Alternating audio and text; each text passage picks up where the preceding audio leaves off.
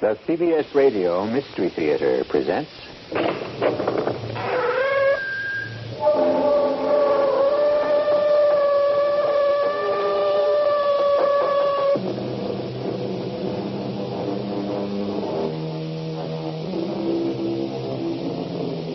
in. Welcome. I'm E.G. Marshall. In Shakespeare's play, Hamlet asks the question, to be or not to be? For hundreds of years, thinking men have tried to define precisely what we mean by those words, to be or not to be. Because there are times when the line between being and not being, the distinction between what some of us call life and death, is such a thin line that it is difficult to say whether at some particular point a human being actually is or is not. Why did you throw your life away, Jerry? I did no such thing. You were young, handsome, intelligent, a good father, a good husband. But no more. No more. Now you're a hero. A dead hero. No, I don't believe you, Marion. You don't want to believe me. Open your eyes. Wide. If you can. Now. Tell me what you see. Nothing. Everything's black. I see nothing. Then admit it, Jerry. Admit what? The simple fact that you are dead. The fact that you are buried. The fact that I am up here, your widow, kneeling now in sorrow at your grave.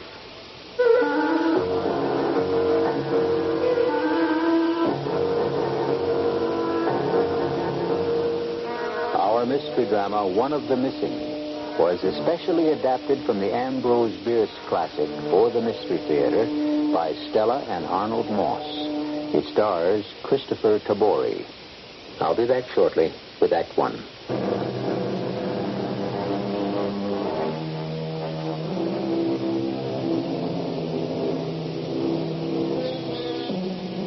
It's an insufferably hot day near the end of June. The year is 1864. The place, northern Georgia, in the shadow of an 1,800-foot elevation called Kennesaw Mountain. The Confederate Army has stopped here in retreat from the advancing troops of the Union General William Tecumseh. In his tent, a Union captain speaks. Private Searing? Sir. And you are Private Daniel Ransom? Yes, sir, I am. You know our position, Searing? Well, I'm not sure, sir. But there's been talk in the ranks that we're getting close to Atlanta. Not more than 20 miles. Yes, sir. You both know what the fall of Atlanta will mean to us. Ransom? I think I do, sir. It could mean the end of the war. We've been ordered to advance upon the enemy. Leave him no quarter, no time to rest or to reassemble his troops. General McPherson is a cautious man. We know that, sir. He's not content to obey an order blindly without knowing exactly and specifically what's in front of him. He wants the most complete, the most detailed intelligence possible, and I've been ordered to get it. That's where you two soldiers come in. Yes, sir. We believe the enemy to be in a strong position. You are to pass our own picket lines, travel through the forest, get as near to the enemy's lines as you possibly can. And learn all that we can. Is that correct, sir? Exactly, Searing. One last word. The outcome of this long, bloody war may well depend on our success or failure in taking Atlanta. We understand that, sir. When do we start? Immediately. If you accomplish this mission this day, the 30th day of June, 1864, may well go down as one of the most important dates in the history of our country. Good luck to you both. In no time at all, Ransom and I were creeping stealthily forward on our hands and knees, past our own men in blue on picket duty, lying in groups of 2 and 4 behind little banks of red earth. Dan, it's got so quiet and peaceful. All of a sudden, Jerry. How do you explain it? Got no idea. How much further do you figure we have to go? No way of telling yet. Why? I don't know. Maybe I'm a little afraid. I don't think I'm quite ready to die. Not just yet. Oh, now, you've never been afraid of anything in your whole life. Any more than I have. Yeah, but this is different. Why is it all so quiet? Just keep your eyes and ears open. Look for everything. Listen for everything. And take your time. Yeah. It's slow going. Oh, we'll get there. Hey, wait a minute. Flatten yourself down. Low as you can get. And don't move. What is it? What do you see? What do you hear? Take a look through that narrow opening in the bushes. And you tell me. Tell me what you see, Dan. A little mound of yellow clay. Not more than 10 feet from here. You know what it is, don't you? Of course. It's one of their rifle pits. But where are the men? Be careful, Jerry. Don't worry. Jerry, what are you doing? Look over there, Dan. 2 boys in gray, sitting with their backs leaning against that sycamore tree. What do we do? Well, we capture them, Dan. You and I capture them. You're fast asleep. The captain never counted on this. Information from 2 prisoners of war. You cover the one on the left. I'll cover the other one. All right. Oh, Johnny Reb. The war's going to be over for you. On your feet. Hands over your head. They don't hear you. Get up off your bottoms before I... What is it? They're not asleep, Dan. They're dead. Come on, let's get moving. Hey, you'll get your head blown off. Keep down. There may be some live ones about. Are you coming? Dan. Hey, Dan, look at this rifle pit. Nobody. There's been nobody in this pit for the last couple of hours. Same's true for that pit over here. And this one. No, Dan. It's just the 2 of us. Where do you suppose they've gone? I'm not sure. But I'll tell you one thing. We're damn well going to find out.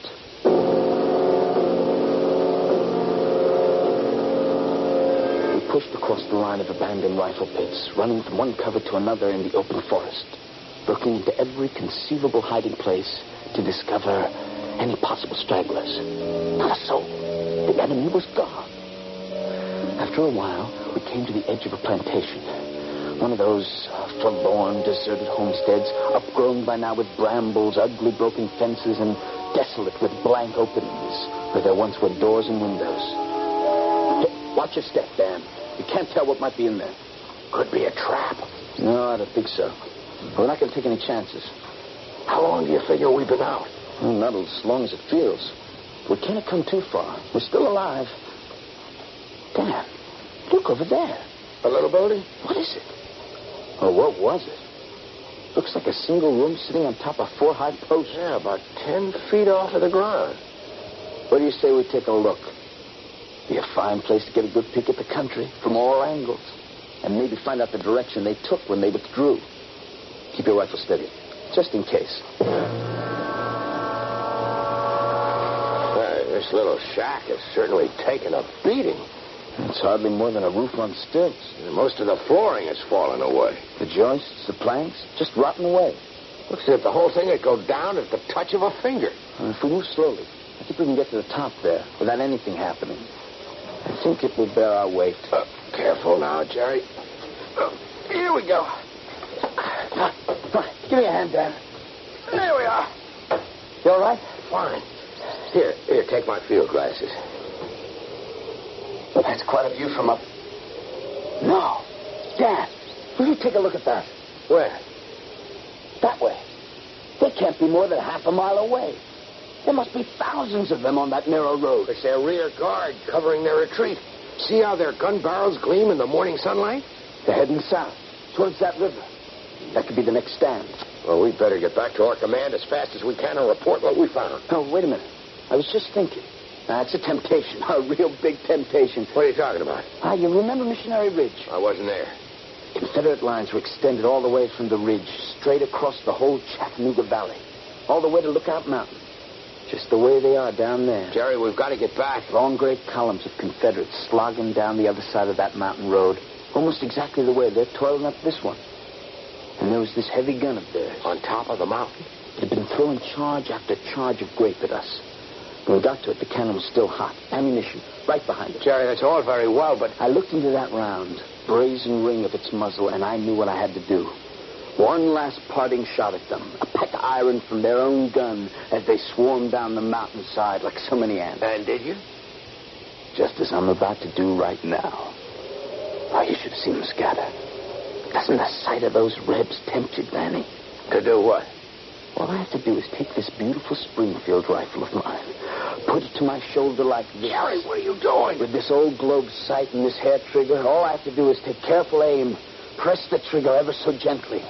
Ever so gently. Jerry, put that down. You'll have the whole enemy army down on the two of us. Easiest thing in the world to send an ounce and a quarter of lead hissing right through into their midst. Are you out of your mind, Jerry? Put that gun down. It's the business of a soldier to kill. Not now, Jerry. We've got to get back. It also becomes a soldier's habit to kill. What is the matter with you, Jerry? Just one little shot. Jerry, you have gone crazy. One little shot. Jerry, put down that gun. I won't miss.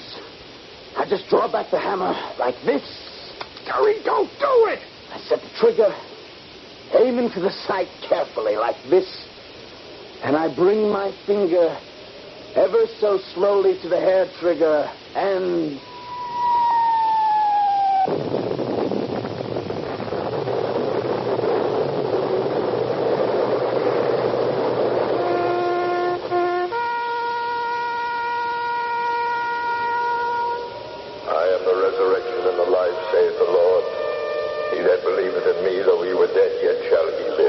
What's happened? I can't open my eyes. Whose voice is that? Sounds like my commanding officer. And whosoever liveth and believeth in me shall never die.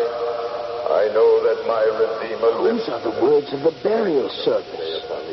Who are they burying? And though his body be destroyed, yet shall I see God. That huge explosion. That's it. We brought An enemy shell must have hit the frame of the shed Ransom and I was standing on, just as I was about to pull the trigger of my rifle. The Lord gave and the Lord hath taken away. Blessed be the name of the Lord. May the Lord receive the soul of Jerome Searing. They're burying me. Amen. No. It can't be. No. It must not be.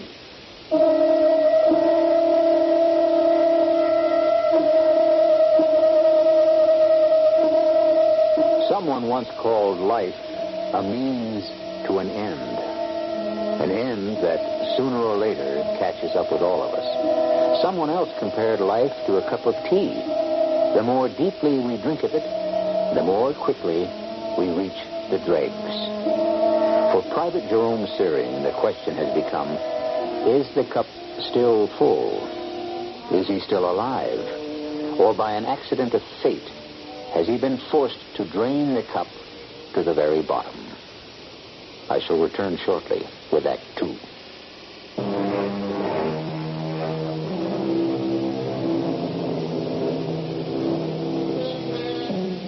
When that day comes, as it must to all men, when we have drawn our last breath, will there be some signal, some way of knowing that the end indeed has come? Or do we, as Jerome Searing may be doing, settle for the idea that our whole life is a kind of dream within a dream, from which we are awakened by death itself?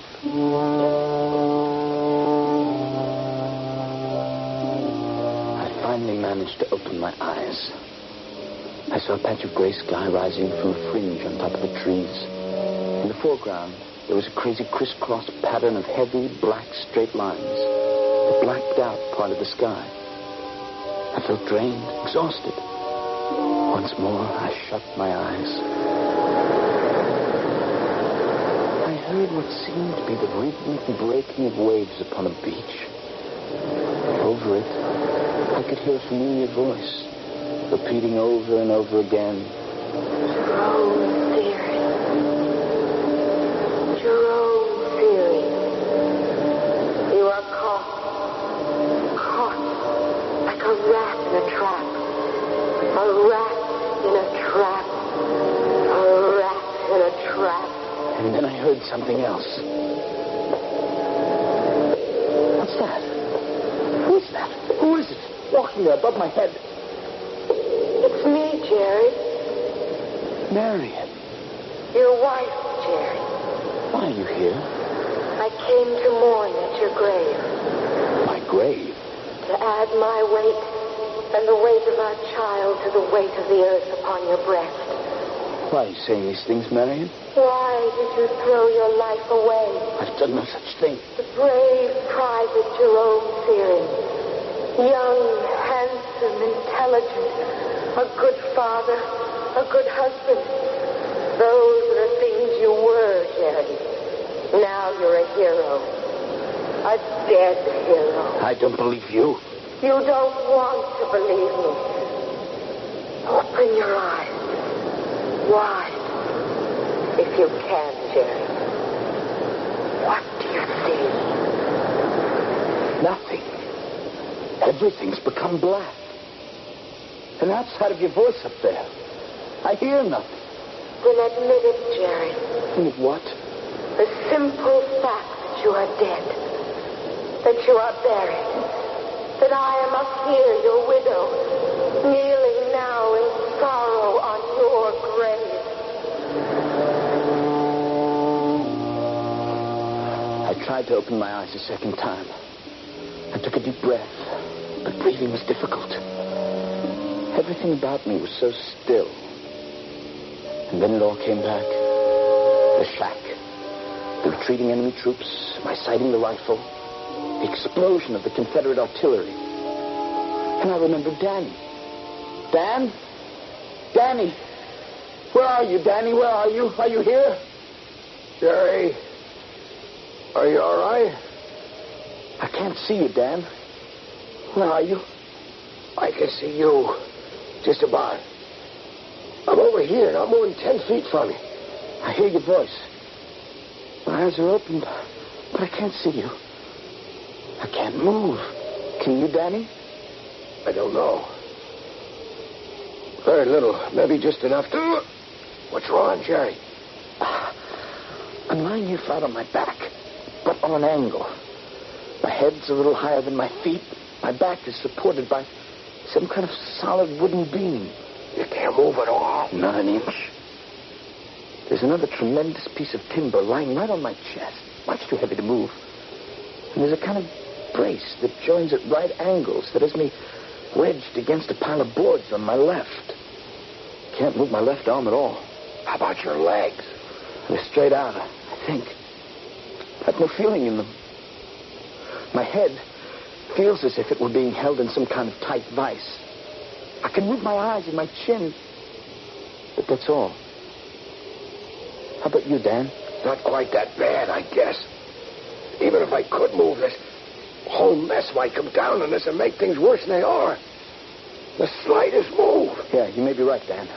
But if we don't take that chance, we could be here forever. And nobody would ever know. Dan, I can move the fingers of my right hand. Anything else? No, nothing else. I'm going to try to move, Jerry. I've got a little support here at my back. I may be able to loosen my right leg. Be careful, Dan. I might just be able to push myself. Oh, watch it, Danny. There. I got my hand free. Oh, gee, I'm sorry, Jerry. You all right? Yeah, I'm fine. You? Well, the dirt and the rubble are up to my chin now. Well, one thing is for sure. We can't just lie here like a couple of corpses. We've got to get out and report to headquarters. What'd you just say, Dan? They'll be expecting us. Headquarters will be waiting for us. No, before that. You said we can't just lie here like a couple of corpses. Well, can we? Answer me, Jerry. Can we?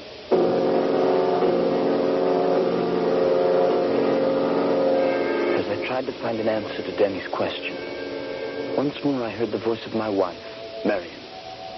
We were both standing at the mouth of Dead Man's Cave. It seemed like 1,000 years ago. Oh, we finally made it, Jerry. Dead Man's Cave. What a climb. I was sure once we made it past Ghost Rock, the rest would be easy. Now, as soon as we catch our breath, we'll have a look inside. And we're going to find out why they say it's haunted. Let's rest a little first. Oh, Jerry, darling. You know there's going to be a war. It looks that way. promise me one thing? If I can. Wait until your time comes.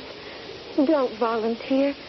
Let's have as much time together as we can before you feel you have to go. I can't promise that. Why not? Oh, please, Jerry. Because I've already volunteered yesterday. Oh, Jerry, you don't have the remotest idea of the meaning of the word fear, do you? Jerry! Those shots are coming from inside Dead Man's cave. Who's in there?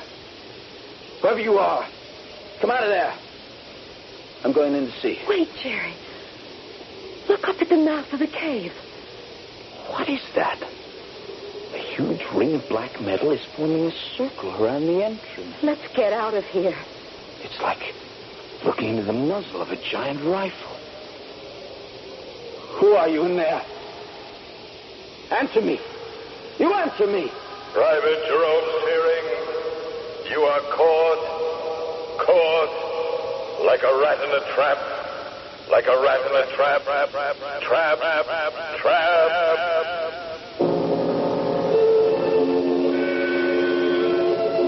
At that point, I found myself staring into two beady, red little eyes. They came closer and closer. They became larger and larger. I was staring into the eyes of an oversized rat that must have lived in the shed where we were standing on before it collapsed. Get away. You've no business here. The creature scampered away. We're alive, all right. Why we should be, I hardly know after practically the whole world fell down on us. We're alive, no question about it. What makes you so sure? Well, you hear me, don't you? Yeah, I hear you. The dead have no voices, Jerry. I'm alive, and you're alive. And we've got to find some way to get out of here. Are you in pain? There may be something wrong with my right hand. There's a sharp, smarting pain there. Can you move your fingers? Try to work them. They feel wet and slippery. I can't see the hand, but I know the sensation. It's running blood. I must have ripped it on a piece of metal where the shed collapsed. How long do you think we've been in here, Dan? I haven't any idea. Seconds? Minutes? Possibly hours? It couldn't have been too long. The dust is still settling. There's still dust in the air. The way I'm held by these beams, I can't see. Whatever we're going to do, Jerry, we'd better get some rest first. We'll need every ounce of strength we've got. That's a good idea, Dan. Some of our boys are sure to stray out here. Either foraging or maybe even looking for it. Yes, of course.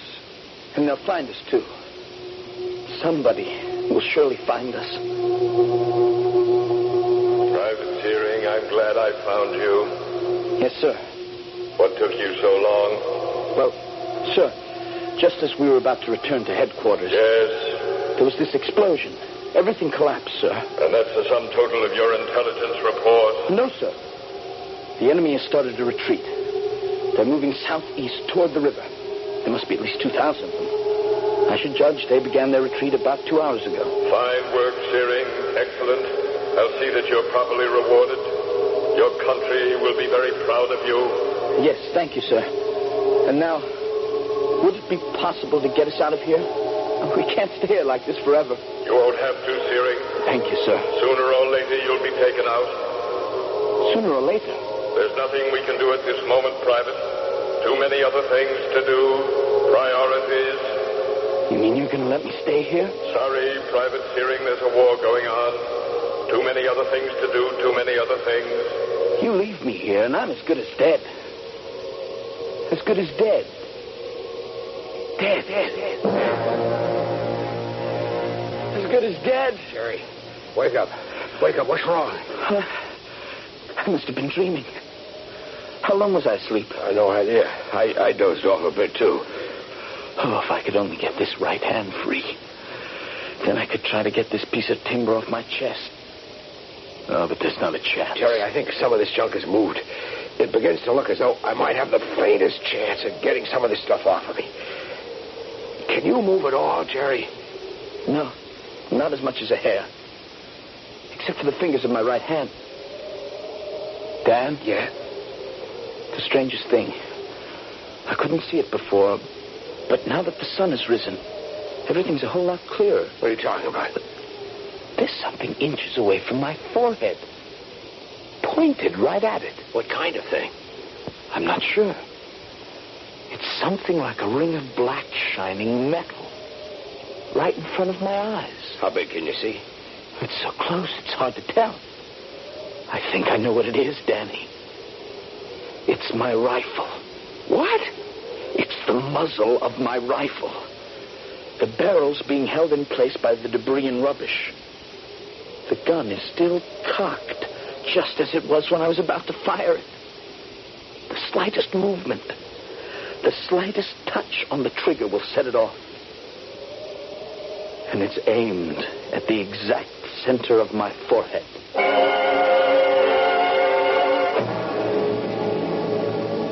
You remember the story of the ancient Greek Damocles, who was invited to a sumptuous banquet. As he dined, without a care in the world, he happened to look up above his head to discover a sharp-edged sword dangling by a single hair directly over his head. His host had placed it there to impress Damocles with the dangerous nature of life itself.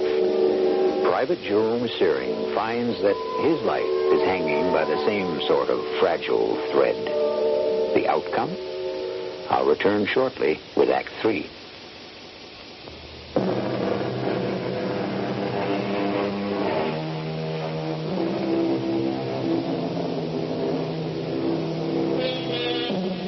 Ambrose Bierce, the author of One of the Missing, cynically defined man as an animal so lost in contemplation of what he thinks he is that he tends to overlook what he really ought to be. And among man's chief occupations, he added, is the extermination of other animals, his own species included. With his loaded rifle pointed at his head, unable to move, and having lost all sense of the passing of time, Private Jerome Searing's chief occupation is to find some way of preventing his accidental extermination by his own hand. Jerry? Jerry, are you awake? Yeah, I'm awake. You all right? The barrel of my rifle seems to be closer to my head than it was before. I can't breathe for fear of setting it off. I'm afraid to move. How's your hand? It's still losing blood. It's begun to throb, a slow, regular pulsation, each one sharper than the one before.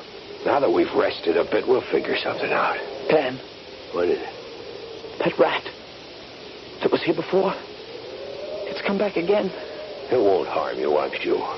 It's slowly making its way up the wooden stock of the rifle. Its eyes are looking straight into mine as it moves forward. Now it's sniffing around the hair trigger. Dan, what do I do? Just keep still. Don't move. If its nose or tail so much as touches the trigger, I'm not afraid to die, Dan.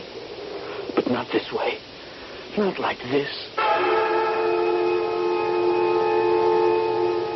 He was not afraid to live dangerously. He was not afraid to die. What was I hearing? Where was that voice coming from? Private Jerome Searing, cut off from his fellows by an accident of destiny, did not fear to yield to the ultimate act of courage that brought him to his fatal end. Those words made no sense. I was not dead. Yet, I was still very much alive. And all the time, I listened to the drone of that voice.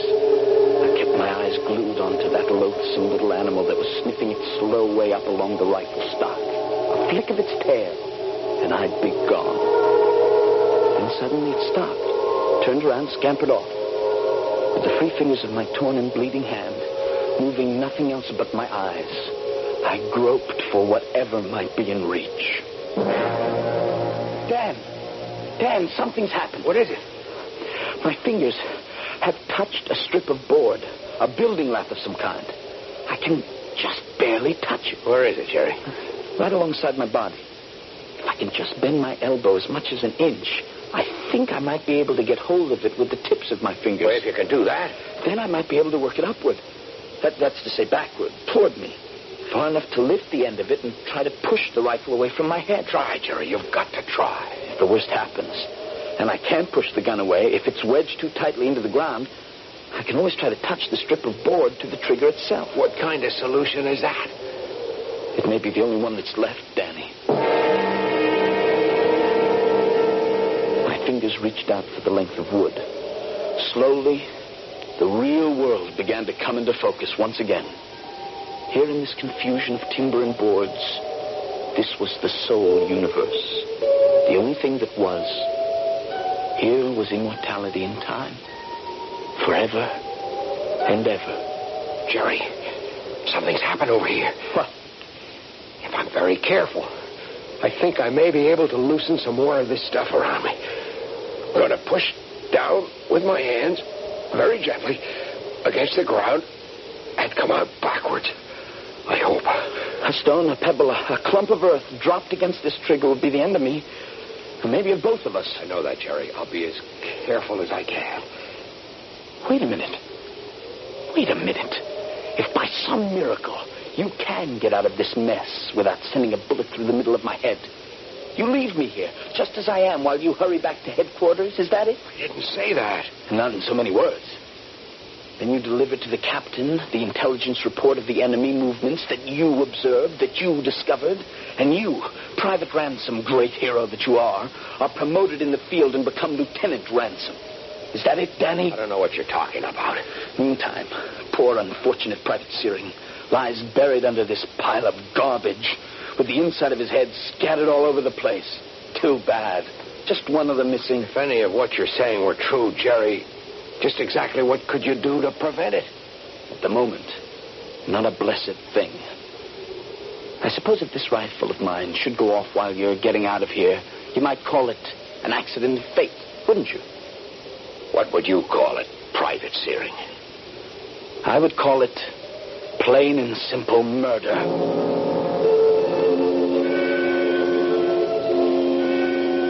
For a moment in time, there was nothing.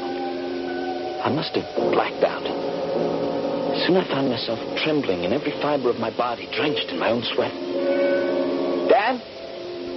Danny? There was no answer. Of course, Danny had managed to escape. Well, hadn't he? And a terrifying thought gripped my mind. Who was I calling? Danny? Danny Ransom? In a flash of clarity, it came to me.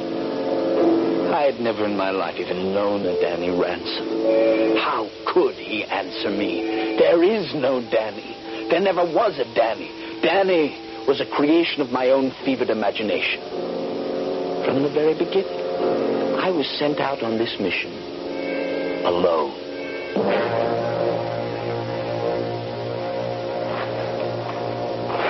Detail, halt! Men, we've now spent 2 whole days in search of Private Searing. We've not been able to find a single trace of him. I'm here, Captain. Right here. Practically under your nose. Having done everything within our power to find him or his body with no success, I feel that we would be justified in calling off the search. You can't do that. I'll die if you leave me, and you're so close. We'll return to quarters. Forward! Halt! Dan! Danny! No. I'd forgotten. There's no Danny. But if he had never existed, at least Marion did. My wife was no invention. If I could only be with her, this whole nightmare would go away. Who are you? Marion, it's me, Jerry. I've come home from the war. You've changed so? I didn't recognize you. Is the war ended? For me, it is. Why have you come here? This is my home. You're my wife. Why have you come? Take me back, Marion. Let me come home. I cannot. Too many things have changed. You'll have to excuse me now. It's begun to rain. Don't leave me. I have so many things to do. Please don't try to stop me. I'm due somewhere. Somewhere very important. Where do you have to go? This bouquet of flowers. Very important. Goodbye, Jerome. I'm going to go with you, wherever it is. If you like, Jerome. If you like. Where are we, Marion? Don't you recognize the place? It's the old burial ground, next to the church. Would you like to stand under my umbrella? The rain is coming down harder. No, I'm fine the way I am. In recognition of his devotion to his country, above and beyond the call of duty. What's he doing here? He's no reason to... Quiet, Jerome.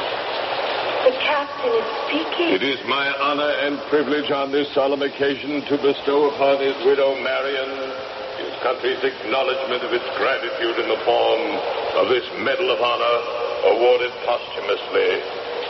Mrs. Searing, will you kindly step forward? Stop, Marion. Stop what you're doing. All of you. There's been a mistake. A huge mistake. I was alone again, buried in the rubble. Alone, except maybe for the rats. The fingers of my torn hand reach out for the strip of wood I had discovered. But somewhere the piece of wood met some kind of an obstruction. I was not able to touch the trigger. The black mouth of that rifle is still growing sharper and sharper. I can already feel the track of the bullet burning its way into my head. 6 o'clock? Morning? Evening? What difference does it make? Oh, come on, hand, do something. Get that stick to touch off the trigger of the rifle. Good, hand, good.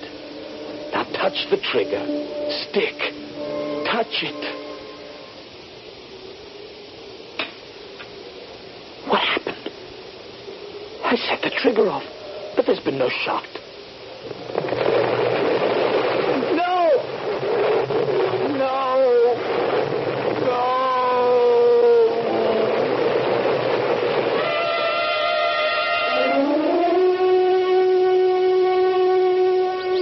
Sergeant?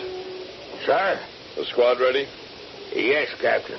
This will be our final attempt to locate Private Searing. Alive, if he's still alive, or dead. I understand, sir. Let me see now. It's exactly 1 minute past 6 a.m. Note that, won't you, for the report? And the date is... 6th of July, Captain. 6th of July. I sent him out on the 30th. He's been gone a week. Well, the chances of finding him alive... What was that? Look through your field glasses, Sergeant. Over in that direction. Now, what do you see? That old shack we've had under observation. The dust is still rising. Must have just collapsed. That was the noise we heard. We had no shots. No explosion of any kind? Seems to have fallen by itself. It's a complete wreck. That's interesting. Well, while we're looking for Searing, we might take a quick look at it.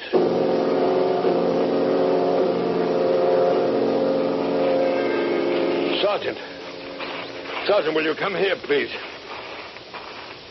Look there. Is that him?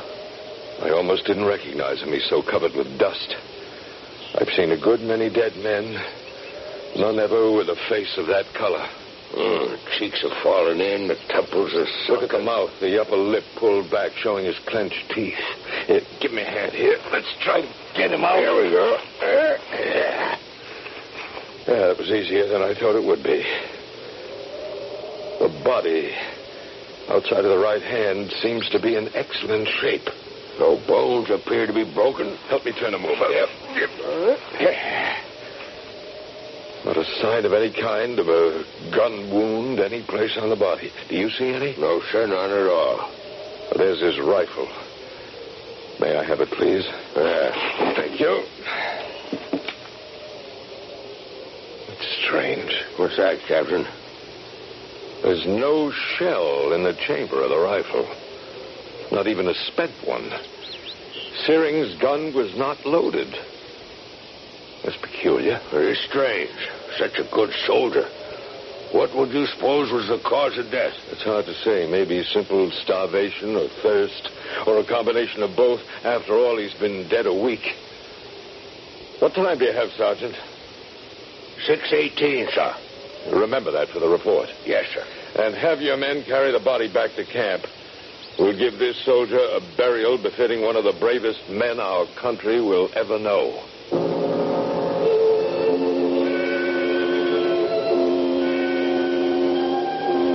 You were right, Captain. In my first excitement, the good soldier that I was supposed to be, I did forget to load my rifle. I remember that now. So my fears as I lay there in the rubble with the gun pointed at my head were groundless. But you're wrong, Captain, about everything else. I have not been dead a week, Captain. I have been dead just a bare 18 minutes. You should have noticed that my body is still warm, and I did not die of starvation or of thirst. This brave soldier, this formidable warrior died as much as he did from anything else. Of fear. The fear of dying.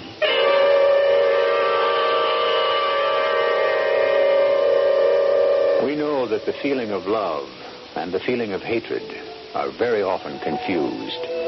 That the line that separates our feelings of love and hatred can be a very thin one. By the same token, the distinction between fear and courage can be equally narrow. When we think a person is motivated by the noblest kind of courage and bravery, it might just be possible that the driving factor is nothing more than fear, as in the case of Private Jerome Searing. I'll be back shortly.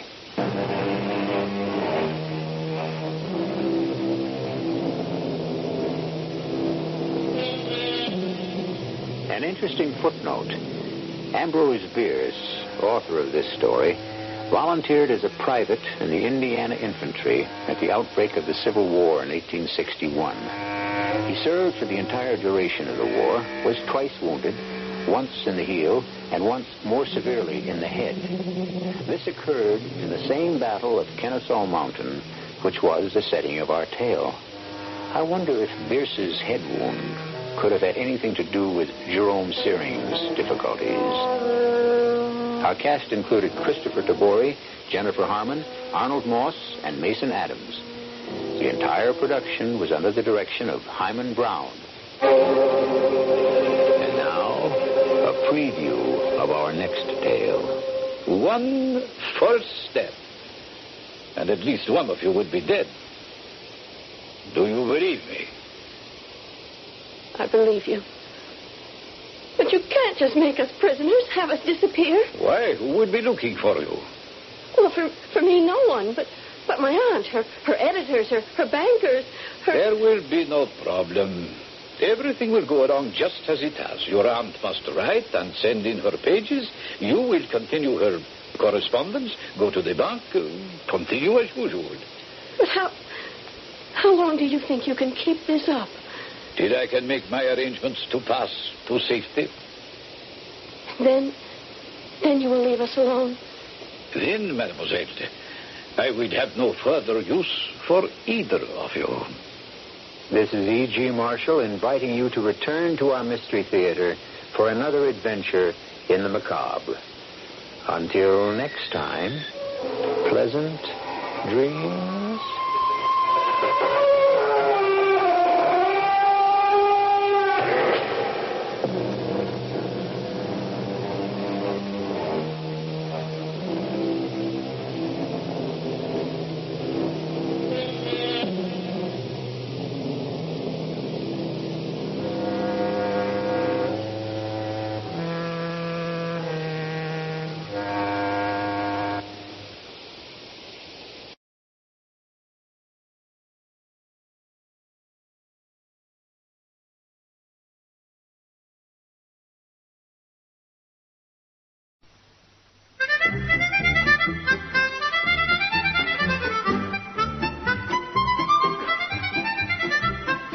Ladies and gentlemen, we present the Navy Lark with our 3 stars, Dennis Price, John Pertwee, and Leslie Phillips.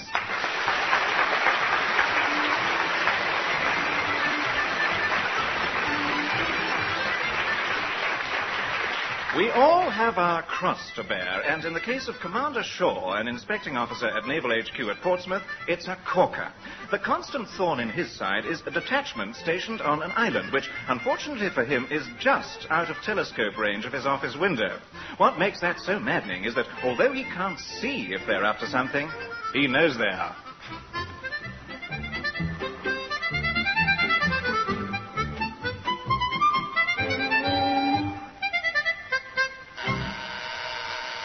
Commander Shaw here. Commander Povey, small craft disposal officer, would like to see you at once, sir. Oh, crippin'. What those thunderguts want now?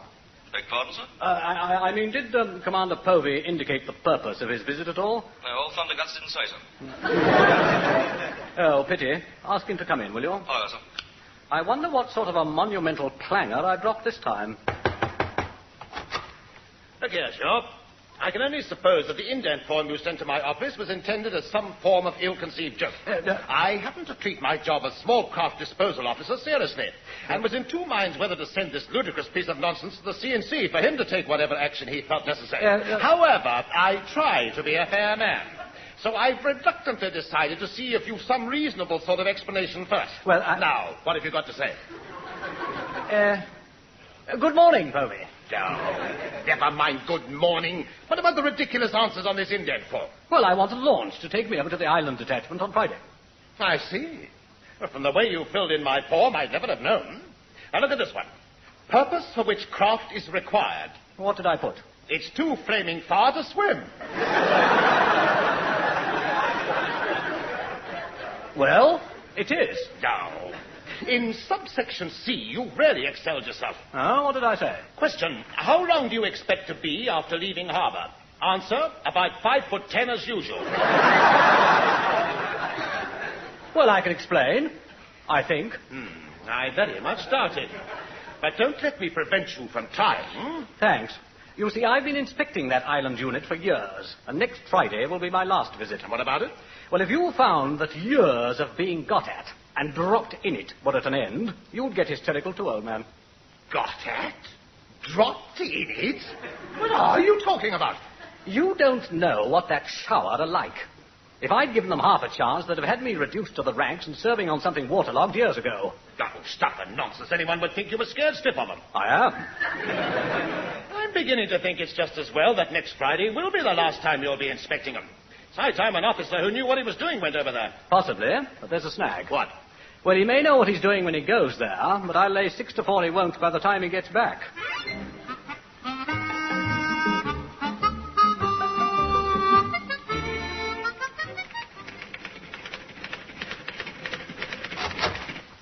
Yes, sir? Would you mind filing this? Oh, certainly, sir. Oh, no, perhaps not. Hello. You're new here, aren't you? Yes, sir. I thought so. Nobody on this island has called me sir since the flood. I'm Sub Lieutenant Phillips. Leslie Phillips. Oh, really?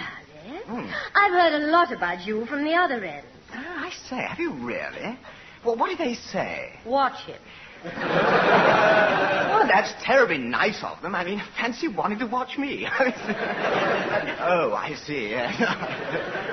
By the way, there's one important thing I wanted to ask you. It's Heather. Age 23, unmarried, but not desperate about it. Will that be all, sir? Yes, for the time being. Except, The 34, 22, 35. Thank you very much. 34.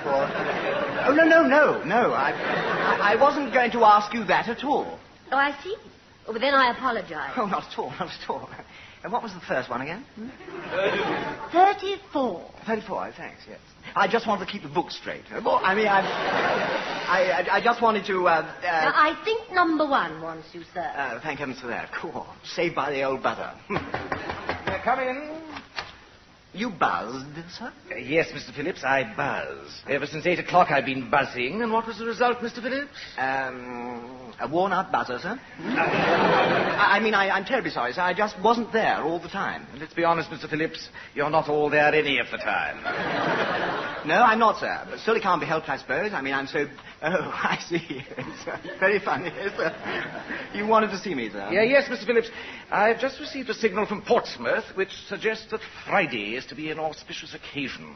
A parting of the ways which will no doubt please you enormously. Oh, really, sir? What time do you sail? I don't, Mr. Phillips. Hard luck.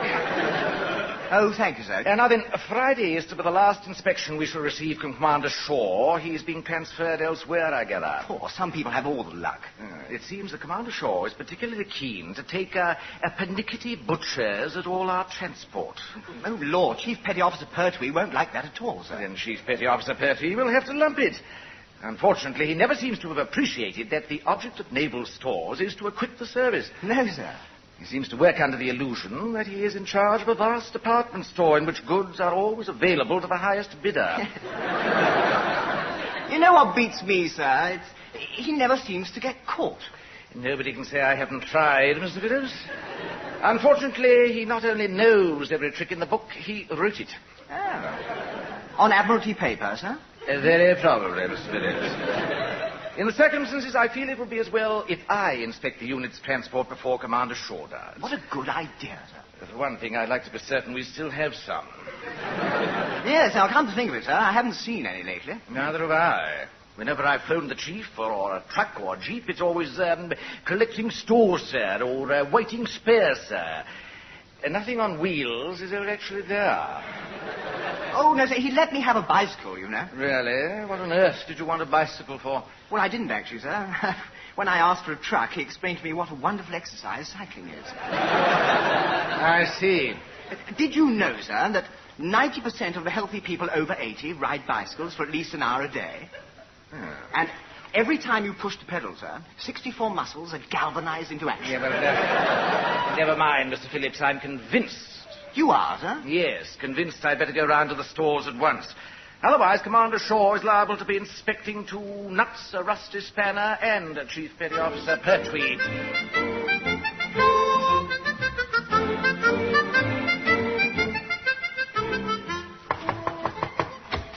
Store's closed, you've had it. Try again tomorrow.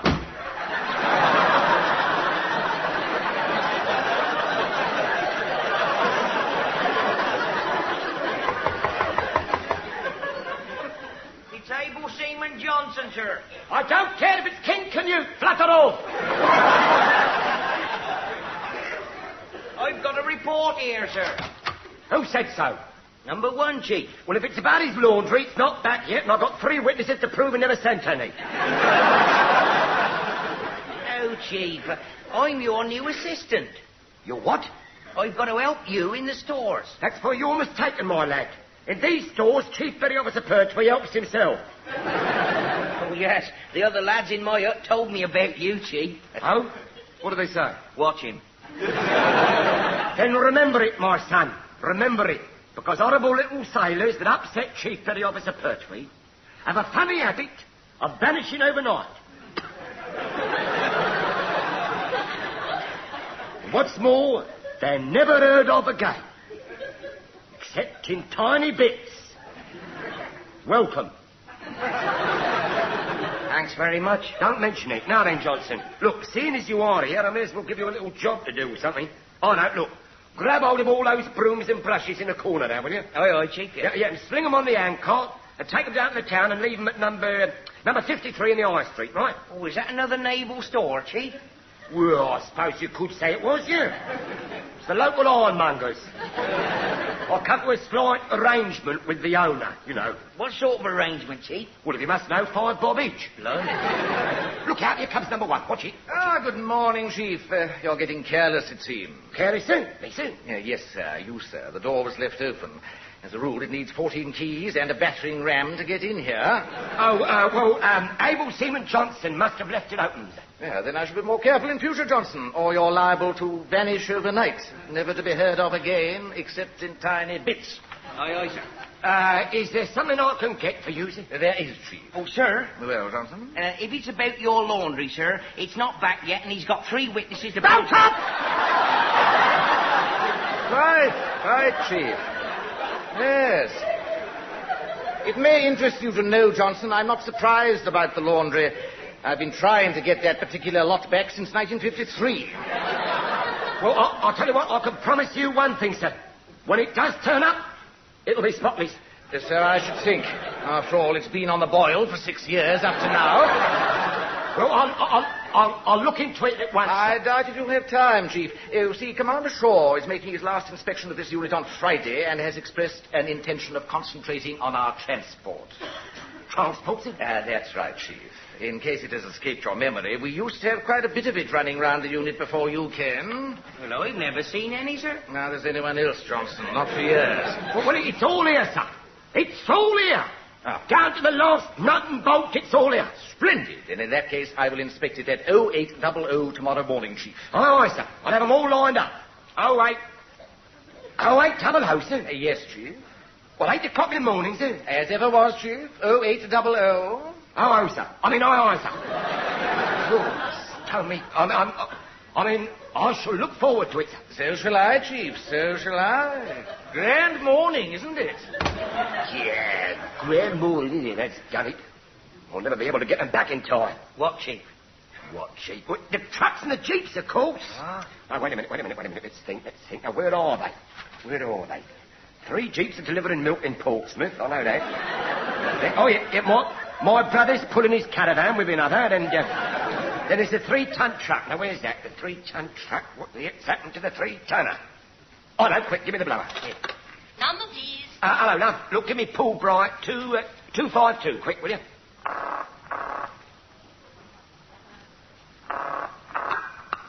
Herbert Pertwee, removals and storage. Nunkey, Chauncey here. Look, I've got to have that van back, quick. But you can't, it's loaded with furniture. Then unload it. But that'll take hours. Not if you open the back and use the tipper, it won't.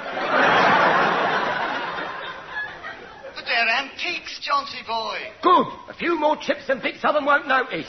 But I can't... Look, now, don't muck about, Nunkey. Get that truck back here for Drake's sake.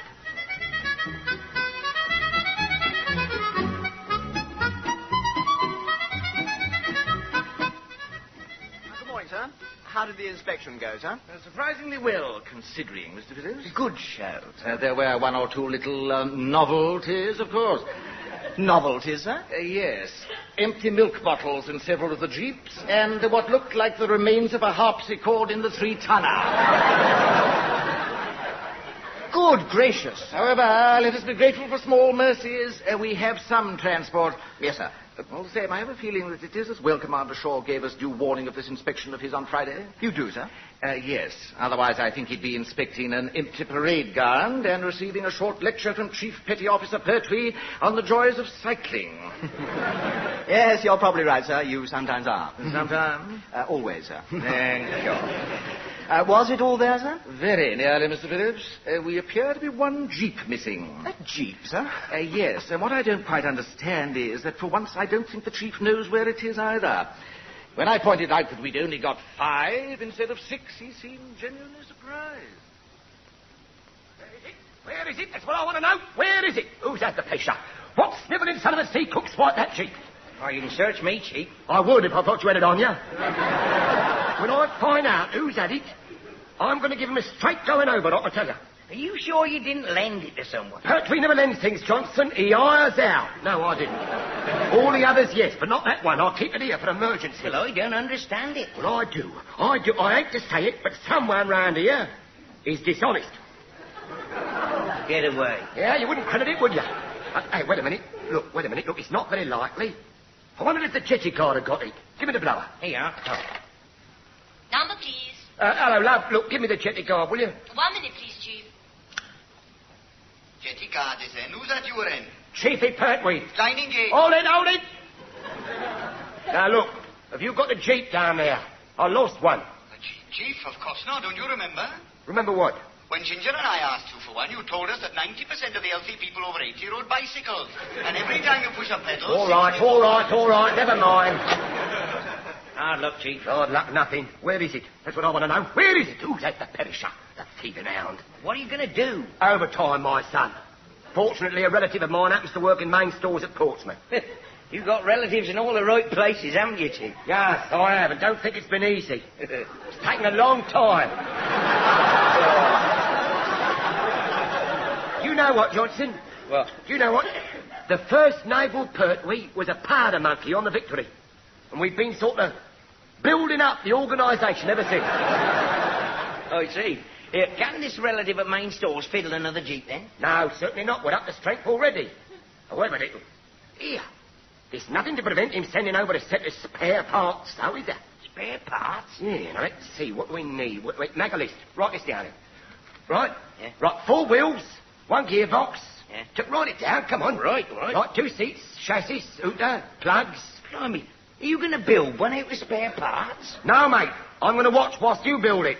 Right then. Ready? Right, brakes. We better have them. Starter. Box of assorted nuts.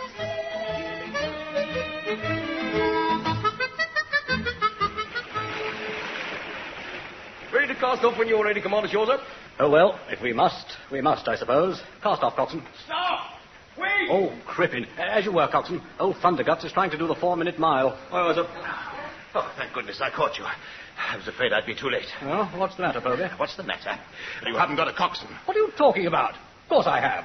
What do you think he is? The ancient mariner? But you haven't got a coxswain officially. I don't want an official one. I've got him. He always takes me. Am I to understand that you've never put in a request for crew members? No, I haven't, as a matter of fact. I just pick him up on the pier and we push off. Pick him up and push off? Good grief, Commander Shaw, are you mad? Oh, for heaven's sake, sign this form at once. I must have things shipshape in my office. Very well. There you are. Thank you, I'm much obliged. Not at all. Is it all right for us to push off now? Oh, really? Pick him up and push off. Coxswain. Sir? Push off, officially. Oh, sir.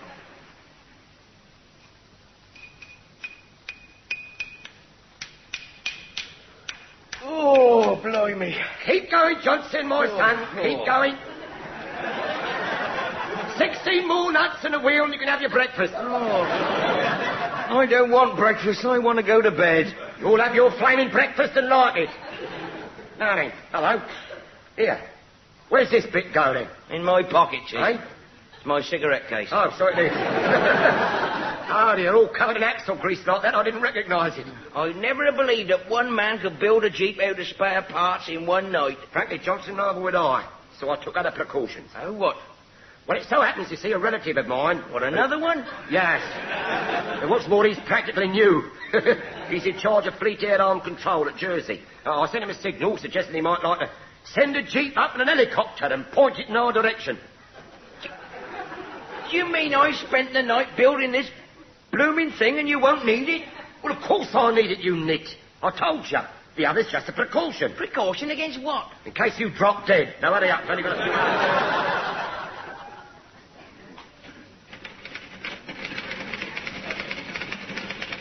I say, Heather, Yes, sir. has number 1 been buzzing? Not so far. Good. Commander Shaw can't have got here yet. Where have you been? Having a last look round to see if there was any sign of that missing jeep. Any luck? Not so much as a backfire. When it does turn up, someone's going to cop it right between the ears. Nobody's supposed to use those jeeps except the captain, number 1, and myself. Oh, lummy. What's the matter? Oh, nothing. I say, Heather. Well? Do you remember the first day you came here and I took you down to the pub for a drink and you let me walk you home? Yes. Well, how did we get to the pub to begin with? Well, we drove there in a... Oh, no. Oh, yes. I forgot it. That jeep's still outside the pub. It must be parched. Parked. Well, what on earth are you going to do? Nothing. Anything. Everything. I don't know. Yes, I do. Where are you going? Well, I'm down to the pub for a jeep. What? I'm for a quick one. I've got to try and get that jeep. Main office? Hello, Heather. Look, any message from Fleet Air Arm Control, Jersey? Yes, Chief. Your Uncle Sebastian Pertwee's compliments, and no, he can't fly a jeep over for you. Ah, the twister. He could if he wanted to. Never mind, love. Everything's under control now. How did you know? Eh? Oh, never mind. I'm not giving away trade secrets. Get me CPO Pertwee, please, Heather. He's on the phone now, sir. Hello? Hello? Good. Excuse me. Hello, Heather? Is that you, Chief? Blimey, what's happened to your voice? You've gone all sexy.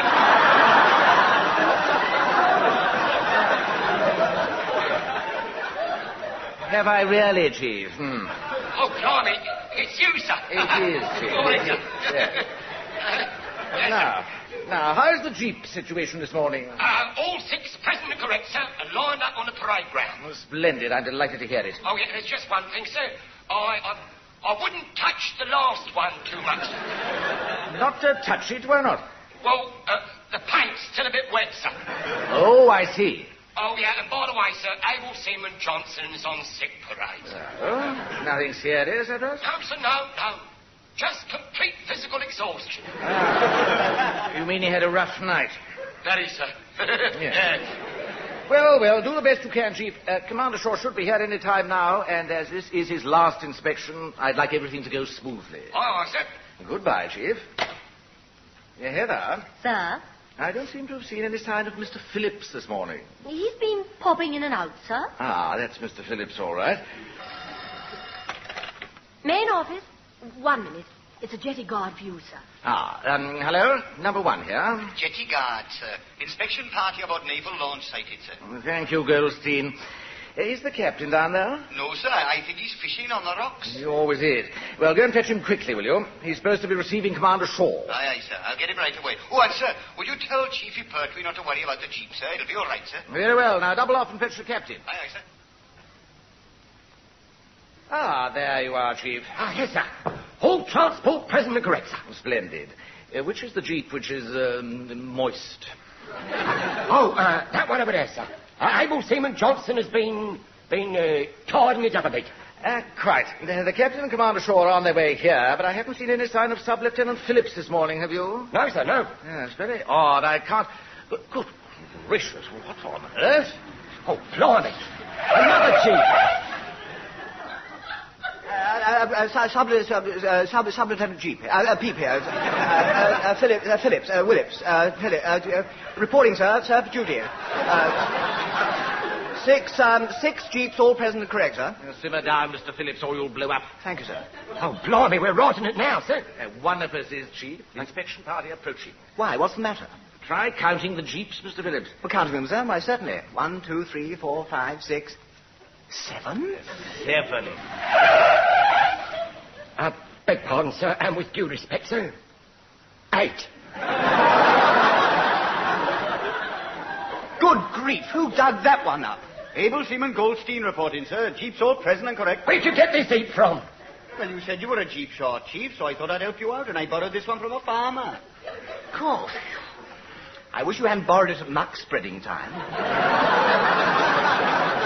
Right, come on then, Goldstein. Shovel it up and get it out of here, can't you? Stand fast, Chief. Leave it where it is. Yeah, but the inspection, sir. We can't have that evil-looking pilot. I'm afraid we shall have to, Chief. Here comes the inspection party. Oh, Lord, what are we going to do, sir? Hope Commander Shaw doesn't notice. Well, if he's downwind, sir, he's bound to. Then we shall all look forward to hearing your explanation, Mr. Phillips. I see, yes. Well, that's all right, then. It'll be very interesting, really, sir. My explanation, sir? Parade, shut! I don't care what you say. You can't beat live bait. Oh, we seem to be here, Commander Shaw. Oh, do we? Oh, good show. Stand easy, Lieutenant Commander Stanton. Stand easy, number 1. Sir, stand easy, Mr. Phillips. Sir, stand easy, Chief. Sir, Goldstein! Sir, get your flaming hair cut! Transport all present and correct, sir. A good show. I say, that Jeep's just a tiny bit shabby, isn't it? Shabby, sir? Which one, sir? Which one? That thing with all the cabbage leaves and what have you all over it? That one, sir, yes. Well, I understand Sub-Lieutenant Phillips has an explanation, sir. You have, haven't you, Mr. Phillips? Oh, no, I haven't. Oh, yes, I have. Yes, I have. I suppose it's been on some exercise or other. Well, not as far as I know, sir. We never have any exercise. I mean, of course, all grueling, sir. It was hour after hour. What's that noise? Noise, sir? Well, it appears to be a helicopter, sir. Hey? What? A helicopter where? Up there, Chief. It seems to have got something slung underneath. Something slung? Oh, blimey, another Jeep. Mind your heads! Good grief! Good gracious. Goodbye. Oh, stone me. And then there were 9. Well, Chief? Not very, sir, no. Give us a minute, will you? Give us a minute. Yes, A little demonstration of technical delivery of jeeps, sir. Specially laid on for Commander Shaw's last inspection of the detachment. Sir. Really? I say, that's absolutely first class. Oh, thank you, sir. Yes, Chief, brilliant. Which reminds me, sir, may I say that we shall all miss your inspections? We're very sorry to see you go. Yes, I imagine you may be, actually. On my way over, I received a signal telling me that my successor had been appointed. Really, sir? Do we know him? You do? Commander Povey. Oh, dear. Oh, blimey, not old Thundercuts. That's right. He's a stickler for forms and figure work, so you'd better get those jeeps sorted out. Sorted out, sir? Yes, hadn't you noticed? The wet one, the filthy one, and the one that just dropped on us from a great height have all got the same number painted on them. What? Oh, well, so they have. Well, wait a minute, sir. I can explain, sir. I can explain. Look, sir. Through a chain of highly unlikely but completely convincing coincidences, sir. 2 sets in the paint shop, sir. Were working... Scrubby, Chief. And in future, no jeeps are to be used without my written authority. Is that completely understood? Yes, sir, but you can't. I mean, how am I to...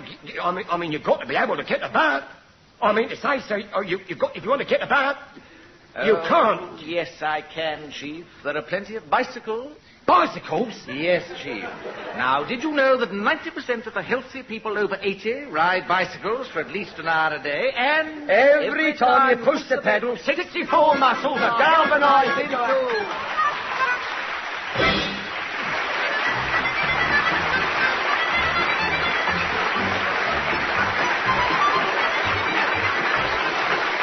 That was Dennis Price, John Pertwee, and Leslie Phillips working their passage in The Navy Lark, written by Laurie Wyman.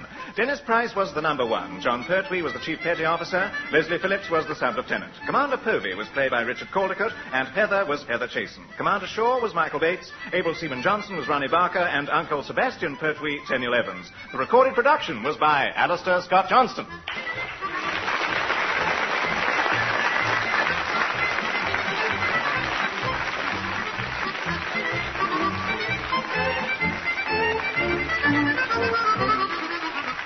The Navy Lark was presented by the BBC.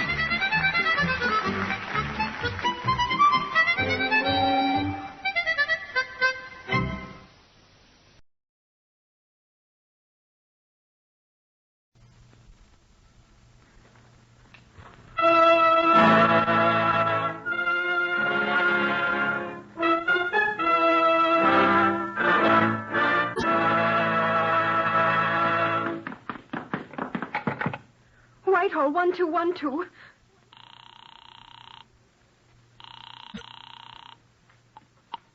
This is Scotland Yard.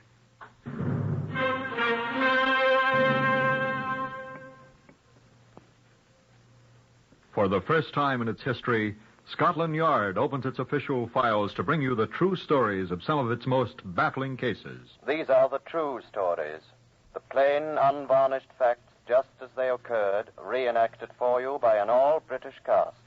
Only the names have, for obvious reasons, been changed. The stories are presented with the full cooperation of Scotland Yard.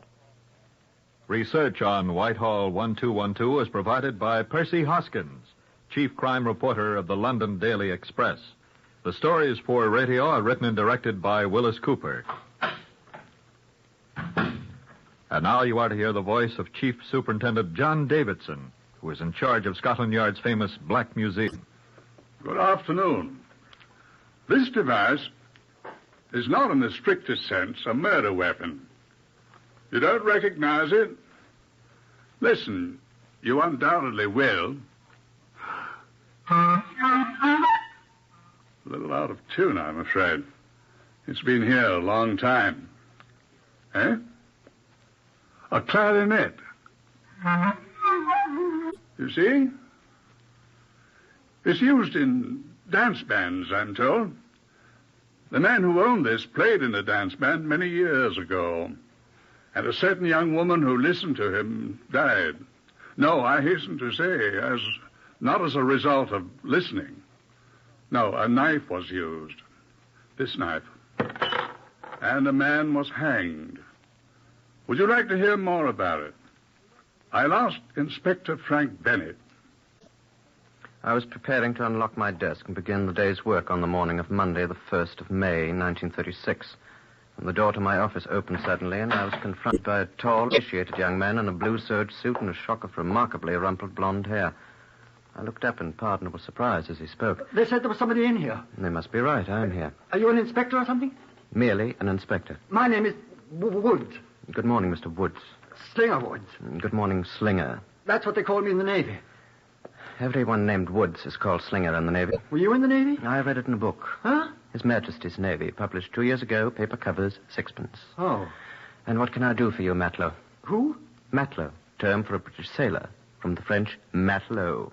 Page 29, same book. Oh. In other words, what do you want, sir? Oh, I came to tell you I found my clarinet. What should we care? Shouldn't you Scotland Yard care? You better care. I should say you jolly well better care, copper. It's a little early in the day to make funny jokes with the police, mister. This isn't a joke, sir. I don't think it is either. If you're listening... I'm listening. Well, I left my clarinet at my lady friend's flat last night. You been serenading her? No, I hadn't been serenading her. I had it with me when I took her home from work, and I left it there. Yes. And when I got home, I didn't have it. Yes. I didn't even think about it last night when I came in. But this morning, I remembered I'd had it at her flat, and I hurried right round. And you'd been sitting up all night playing it? No. What? She's dead.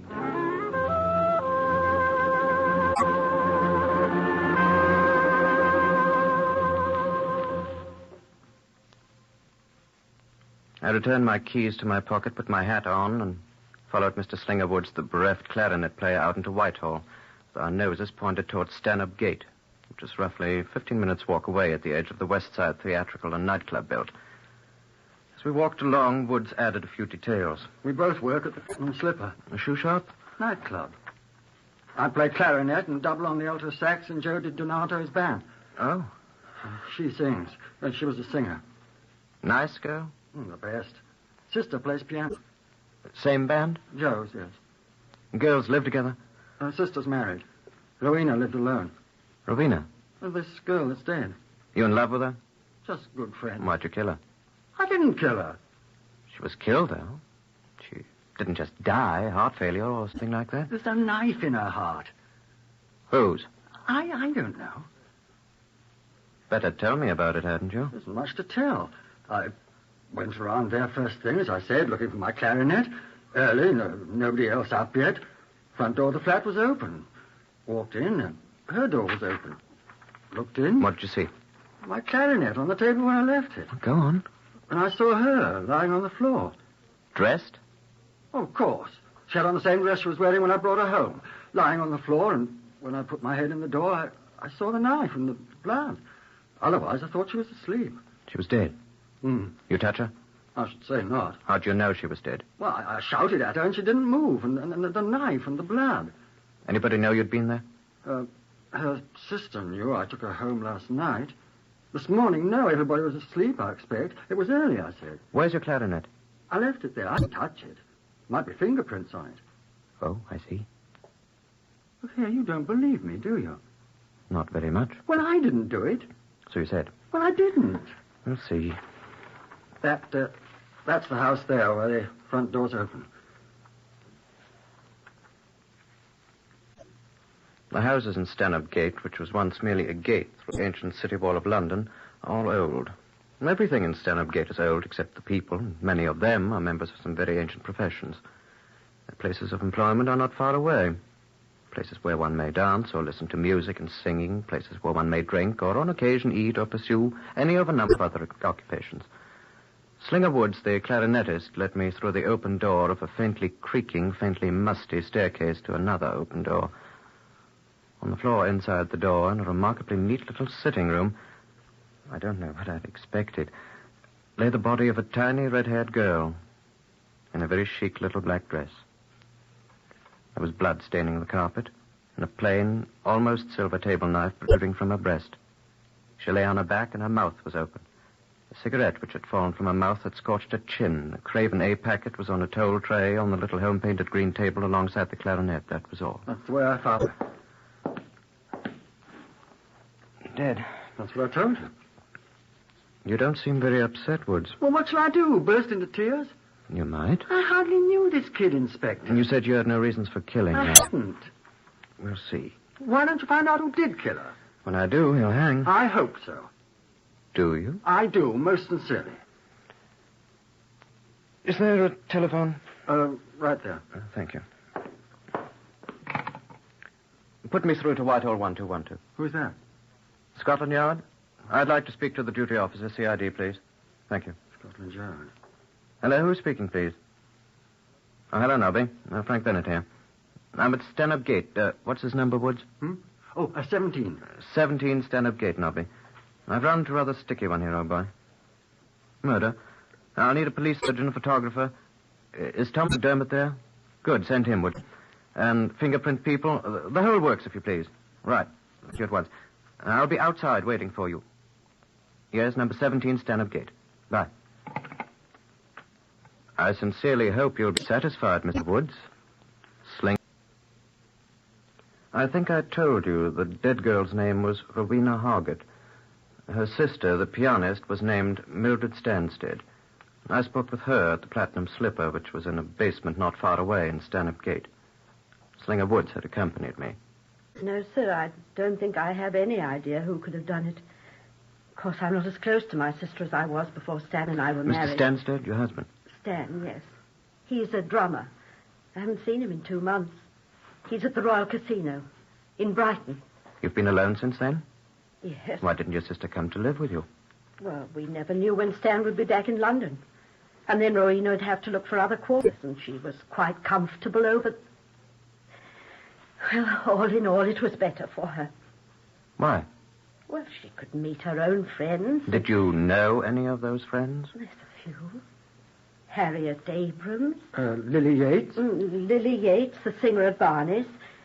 Margot Evans. The girl that was married to Kenneth Ogilvy, Slinger. Polly Green. Polly Green. Claire Sutton. That's about all. Men friends, I mean. She hadn't any men friends. Me? Oh, yes, you. And Herman Forster. Herman always says he's in love with Rowena. You know, Slinger. I wonder if he knows about... How would he know? Rowena hasn't seen him for... He's a big fat man with pimples on his face. Plays trombone. She never sees him. She did see you, though. Me? Yes, occasionally. Well, I was working with her. I used to take her home nights. You're working with me too, Slinger. You never took me home. Afraid of Stan. Stan's 6'1". Too big for me. You're safe, Mildred. Nobody else? Nobody else what? Friends of your sister. She didn't have many friends. No. You were her closest friend, Slinger. We were close friends. Poor Rowena. You were the last one to see her alive, Slinger. No, I wasn't. Why, who was then? Well, the bloke that murdered her, obviously.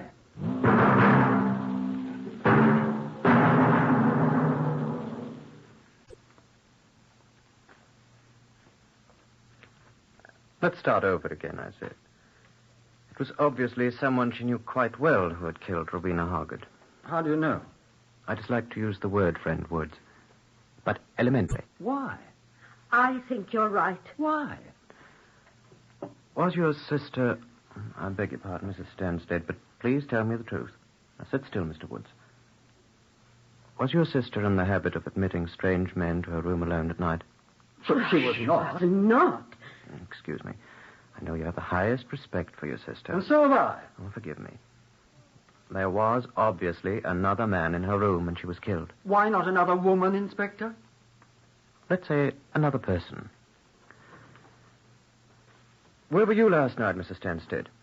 At home, in my flat. I don't suppose you could prove that. I didn't murder my own sister. Nor did I accuse you, madam.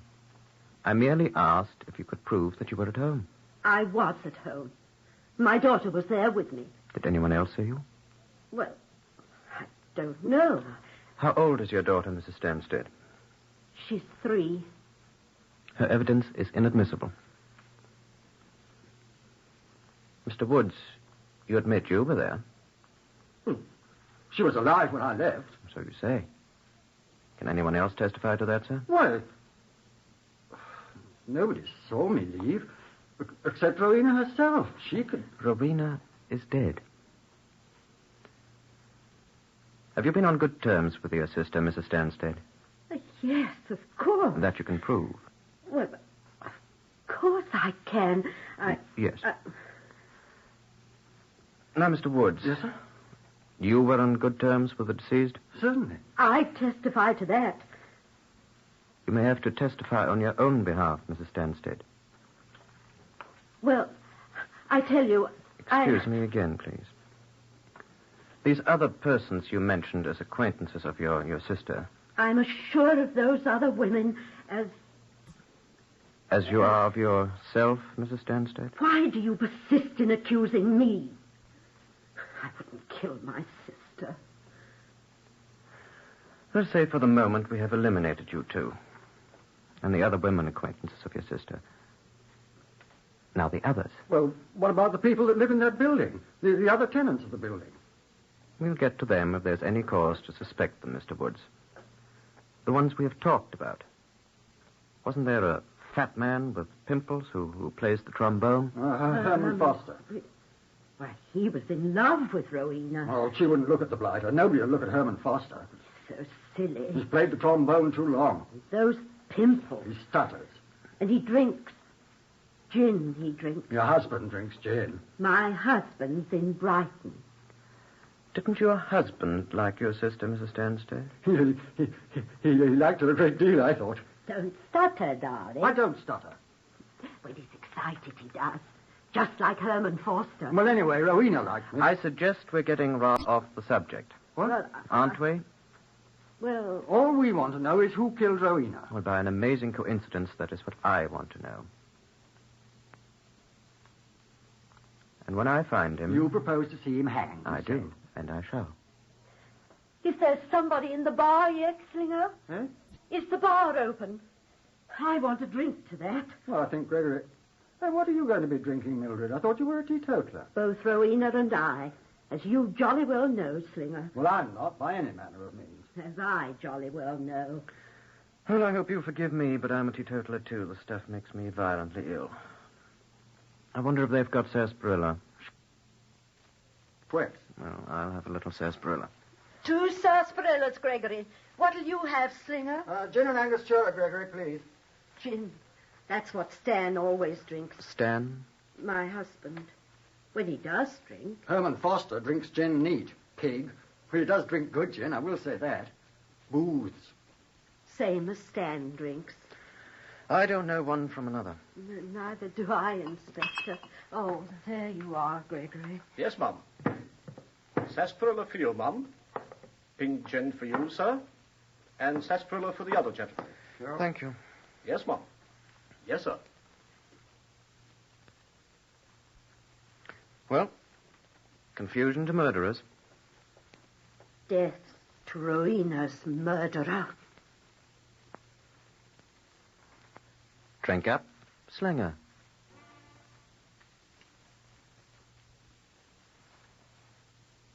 I sloshed a little as I walked down the street to the building where Rowena had lived.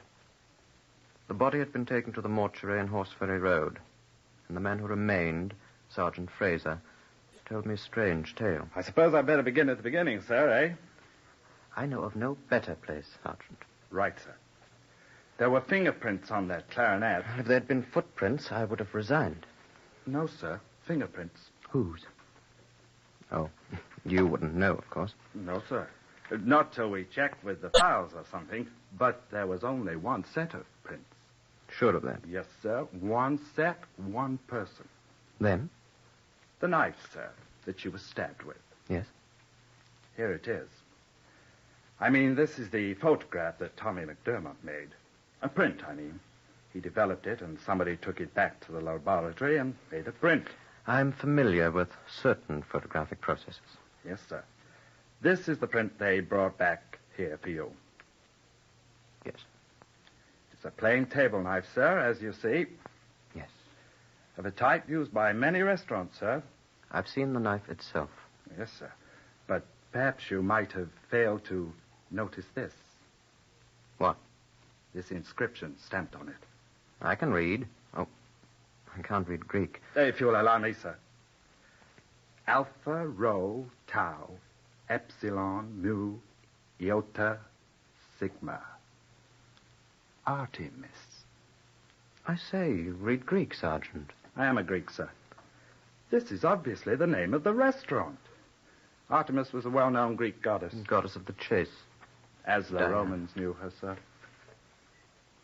There are 34 Artemis restaurants in London, sir. Oh. One of them very close to this place, sir, in Stanhope Gate, next door but one to the Platinum Slipper. Where Rowena Hargard worked. Come on, let's go. I've been there, sir. The proprietor is a man I know very well, Mr. Christos Barras. The knife came from there. What does he know about it? Nothing at all, sir. Oh. And there are no fingerprints on it. Well, the fingerprints on the Clarinet are probably Slinger Wood's. Yes, sir, we all think so. They can be compared at your convenience, of course, sir. What else? We've questioned all the people in the house, sir. No results, I suppose. No, sir. Well, we'll try it again. Yes, sir, of course. That's all? Well, no, sir, not quite. What else? This, sir. We found this in that corner over there on the carpet under the table. It's no wonder you didn't see it, sir. Yes. What is it? It appears to be a ball of tinfoil, sir. In fact, that's just what it is. How do you know? I unrolled it, sir. Anything on it? Fingerprints? No fingerprints, sir. It'd be very hard to lift them, the tinfoil's being crumpled so. Anything else? Yes, sir. Printing, sir. Shall I unroll it for you? I'll do it. Oh, don't tear it. I'm not going to tear it. Sorry, sir. There, sir. You can read it now. Yes. Booth's House of Lords dried gin. Gin? Rowena Hargard didn't drink gin. She didn't drink anything. What's this doing here? Who found it, sir? There, under the... Who found it? I did, sir. On the carpet? Yes, sir. And somebody's been drinking gin here. Yeah. What? I said yes, sir. Booth. Lots of people drink booze, sir. She didn't. No, sir. How do you know? Well, you said she didn't, sir. And the police surgeon who took her to the mortuary telephoned at 5:10 to say that there was no trace of alcohol in any form in her stomach. So she didn't drink any of this bottle, wherever it is. Yes. Sir? Oh, she didn't. Her sister says she doesn't drink. How about the owner of that clarinet, sir? Yes, he does. Booth gin, too, by George. Why, look here. Those other chaps do, too. What other chaps, sir? People who knew Rowena Hargard. Were they here, sir? Well, Woods, who drinks this brand of gin, was here. We know that. He admits it. The other two. Do you know what, Sergeant? What, sir? You said there aren't any other fingerprints. There couldn't have been, could there?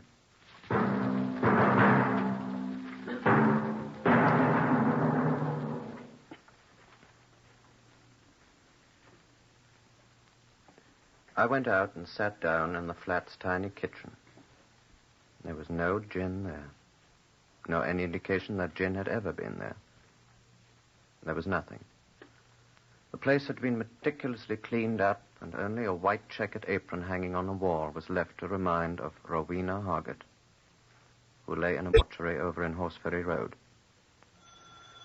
Vaguely I heard the telephone jingle, and vaguely I heard Sergeant Fraser's voice somewhere arguing with someone in an unfamiliar language. A little while later, Fraser came into the kitchen. Sir, he said... Sir? Yes, Sergeant? Sir, I've just been onto the telephone. With whom? My friend, Mr. Chris Barrett. Who's he? Why, you remember, sir, the proprietor of the Artemis restaurant. Oh, yes. Where the knife came from. A knife. The one the young lady was stabbed with. What did he have to say? What did he say? He said he was standing in the bar of the Artemis restaurant late last night when the man bought the bottle of Booth's gin. Huh. Was that the only bottle of Booth's gin he sold last night? It was the only bottle of Booth's gin he sold to a man who had one of the Artemis restaurant's knives in his pocket, sir. What? What'd you say? What'd you say? What's this about a knife? Now, stop gibbering, man. What are you saying? Excuse me, sir, my tie. I'm sorry. Now, what? Well, he said a man who had one of his restaurant's knives stuck in his breast pocket bought a bottle of Booth's gin from him late last night. Who was he? Did you recognize the man? Could you identify him? He said he could identify the man easily if he hears him talk. What's that? What's that? What? If he hears him talk? Christos said he couldn't be mistaken. The man stuttered. And if he hears The man stuttered? Did the man... Was he carrying a clarinet? No, sir, he didn't say so. No? Well, of course he wouldn't have the clarinet with him. Be here, he forgot it. He kept on forgetting it. Fraser, quick, you know where Slinger Woods lives? Yes, sir. Go get him. Go get him at once. Now, quick. Yes, sir, yes, sir. And fetch him to this Artemis restaurant. I'll meet you there. We'll get him identified. We'll solve this thing tonight. I should have known nobody could be that clever. Now, get going, man. Get going.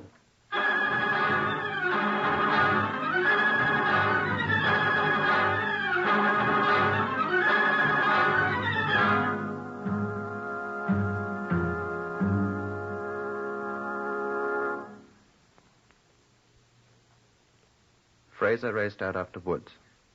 I rushed to the Artemis restaurant and found Christos Beres. Of course he could identify the man. Of course I can, he said in his curious English, and in came Fraser, dragging a somewhat gin-fuddled Slinger Woods. Is that the man? I yelled at Christos Beres. Hello, my friend Slinger. When you are going to pay me those £2 only?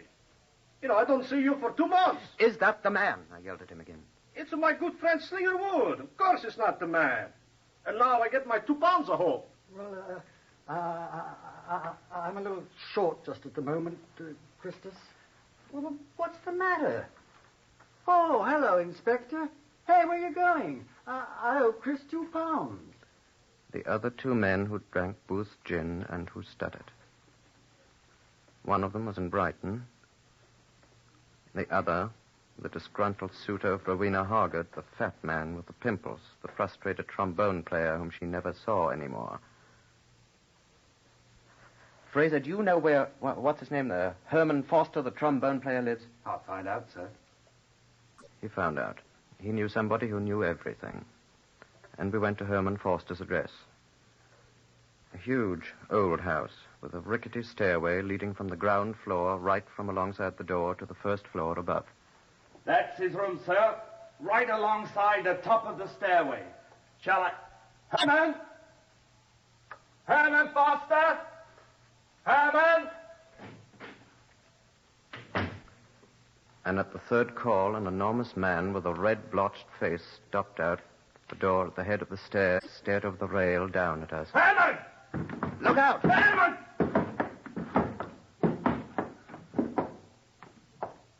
Is he dead?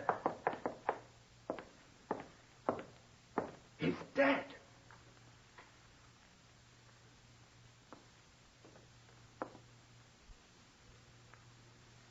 Dead drunk.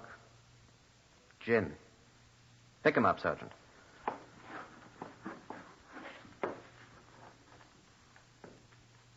Reeking with gin.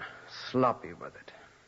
His eyes tightly shut as we held up, his pimply face beaded with sweat and gin. And look in his shirt pocket, sir. An almost silver table fork. And a spoon. And another bent table knife from the Artemis Cafe still in his pocket. Take him away, Sergeant. He's not dead, but I rather imagine he will be soon enough.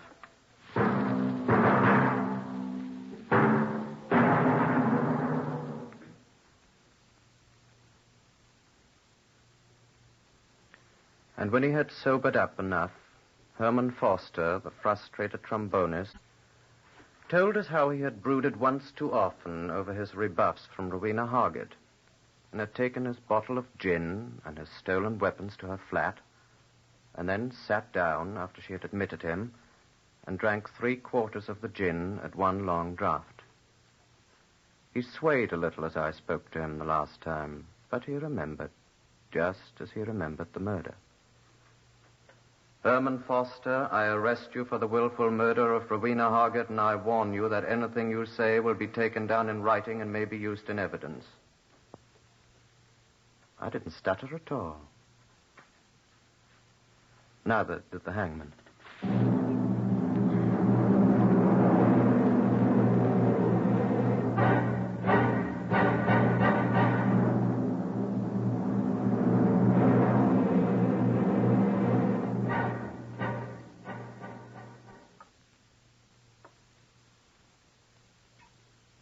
Heard today on Whitehall 1212, Lester Fletcher as Inspector Bennett.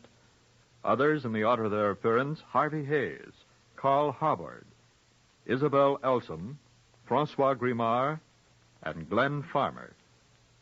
This is Lionel Rico speaking. Whitehall 1212 is written and directed by Wyllis Cooper.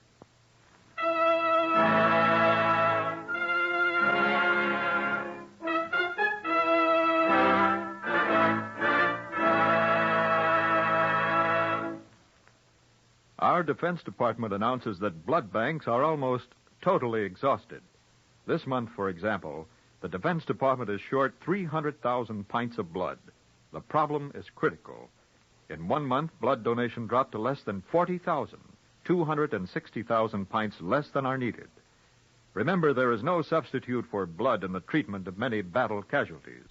Your local Red Cross chapter can direct you to the nearest receiving spot.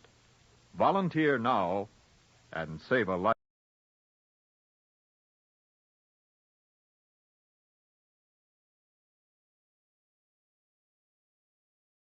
From Hollywood, it's time now for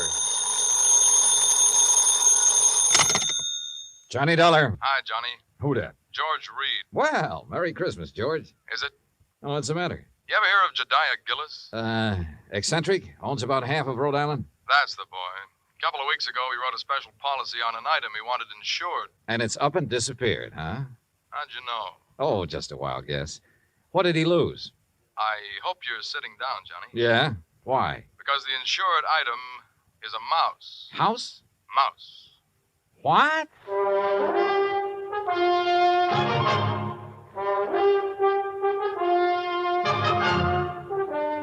Bob Bailey in the exciting adventures of the man with the action-packed expense account. America's fabulous freelance insurance investigator. Yours truly, Johnny Dollar.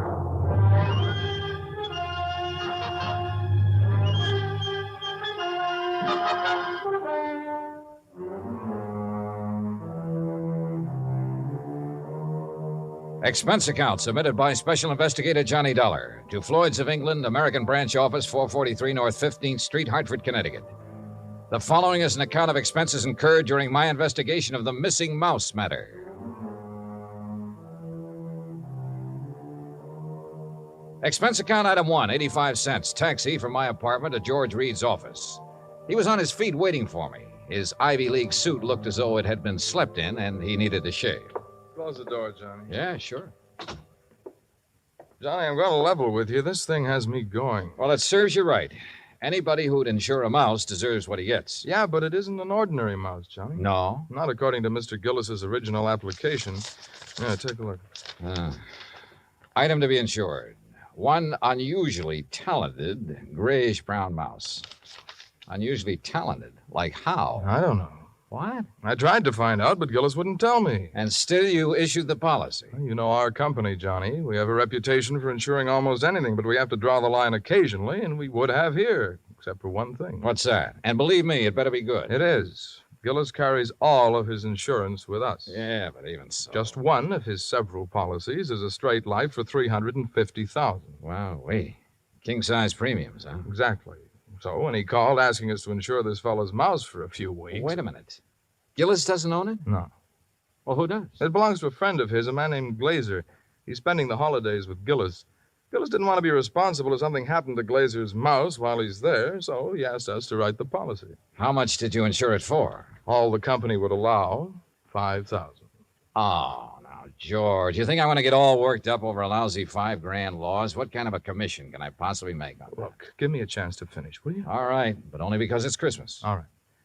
Late last night, I received a call from Gillis. He wanted to know whom we considered the best investigator in this part of the country. When I told him, he told me about the mouse and insisted I send you up to help look for it. No, George, I'm sorry, but I'm going to pass. I've handled some screwy cases in my time, but this is... Please wait till I finish, will you? I told Gillis you wouldn't be interested. That's when he started putting on the squeeze. Squeeze? How do you mean?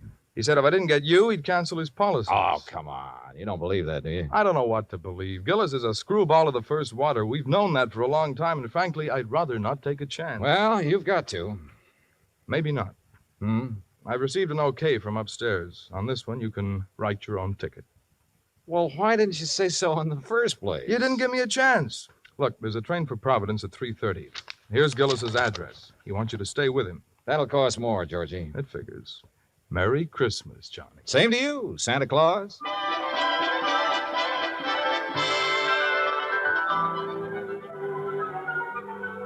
Expense account item 285 cab fare back to my apartment.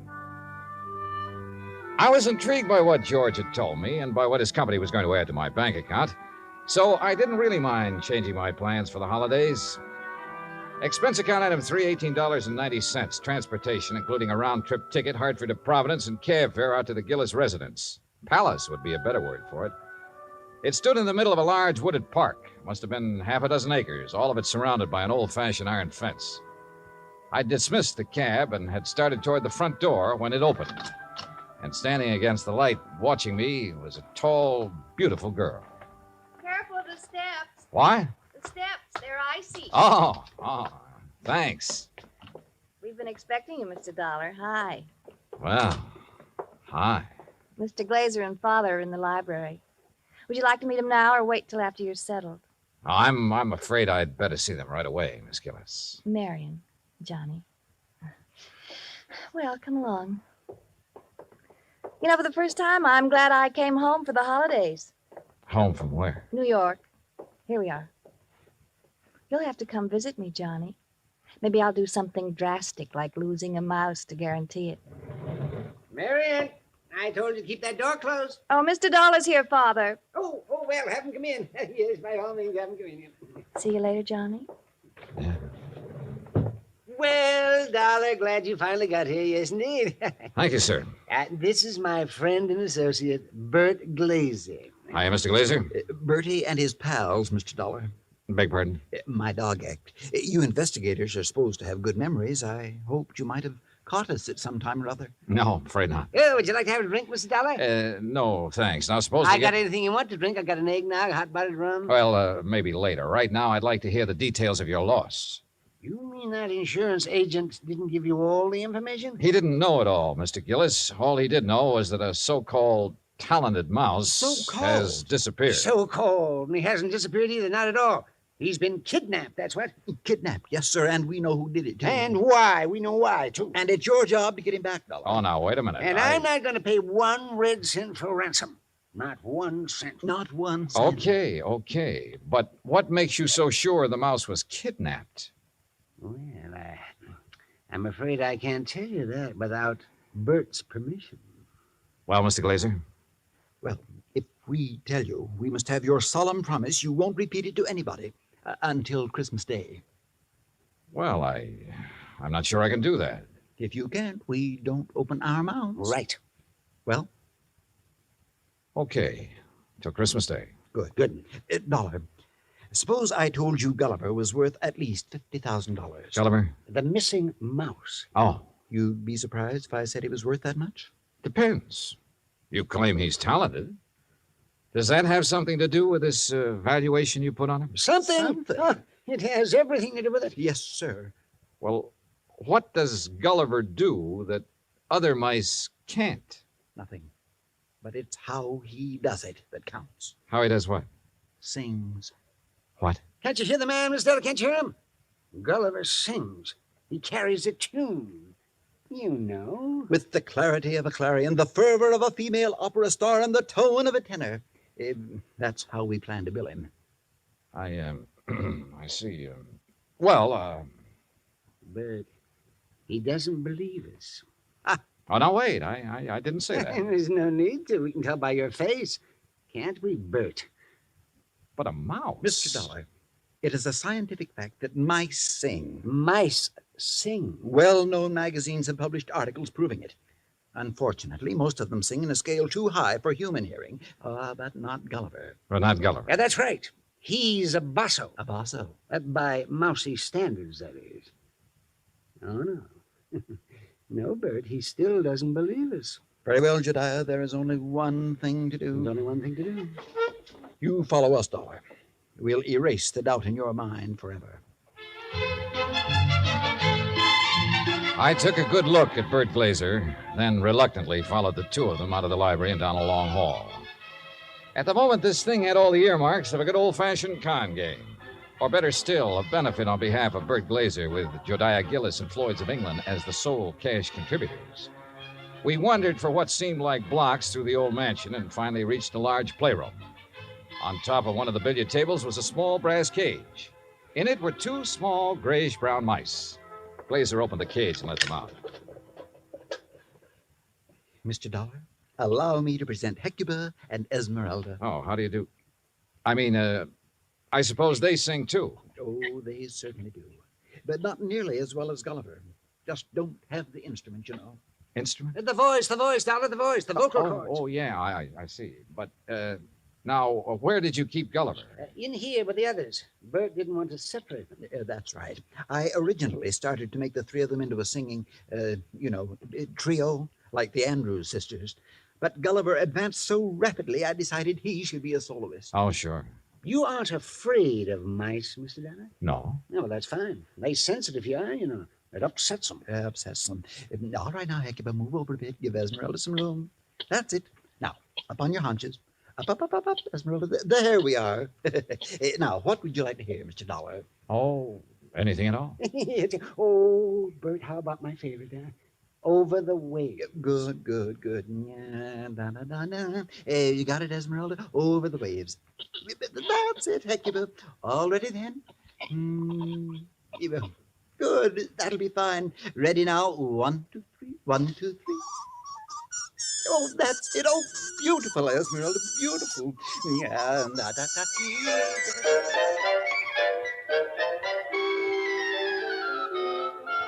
Well, I won't say I was convinced, but I won't say I wasn't. But I will say those mice were singing something, or giving a mighty good imitation of it. We returned to the library, and this time I sampled the eggnog liberally. Is that all right, Dollar? Oh, fine. Thanks.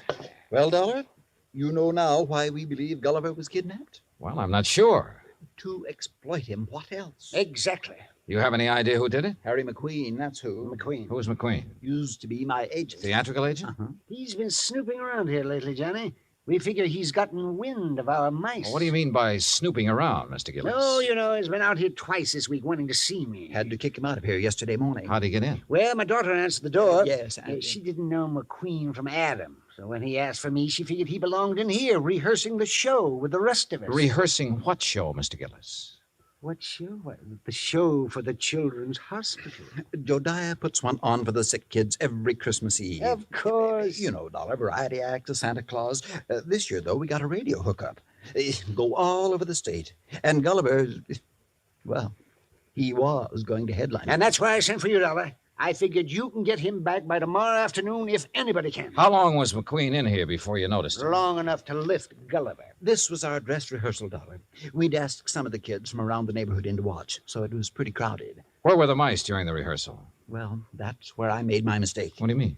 We were keeping them a secret till the real show. Well, where were they? In their cage, over there on the mantel. Now, we were using this part of the room for the stage, so McQueen could have just reached in and taken Gulliver without us seeing him.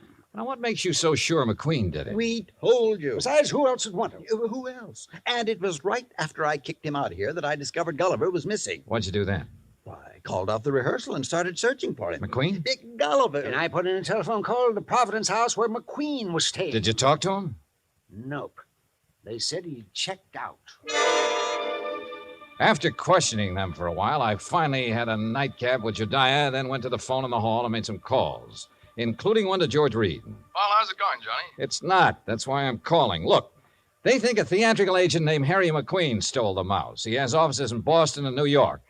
I placed a person-to-person call to both offices, but with tomorrow Christmas Eve, he might not get the message. So, what do you want me to do? Find out his home number. Ask him to call me here. Okay. Anything else? Hello? Johnny?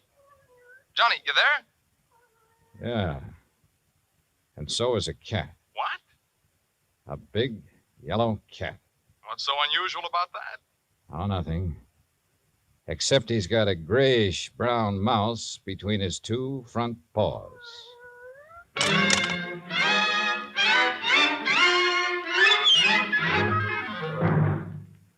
Act Two of yours truly, Johnny Dollar, in just a moment. You can't buy happiness by the pound or the yard, but you can have it by the hour with no strings attached every Monday through Friday evening and each Saturday in the daytime when the Robert Q. Lewis Show is on the air. Join him and his fun-loving gang 5 nights a week and Saturdays in the daytime on most of these same stations. Now, Act Two of yours truly, Johnny Dollar, and the Missing Mouse Matter.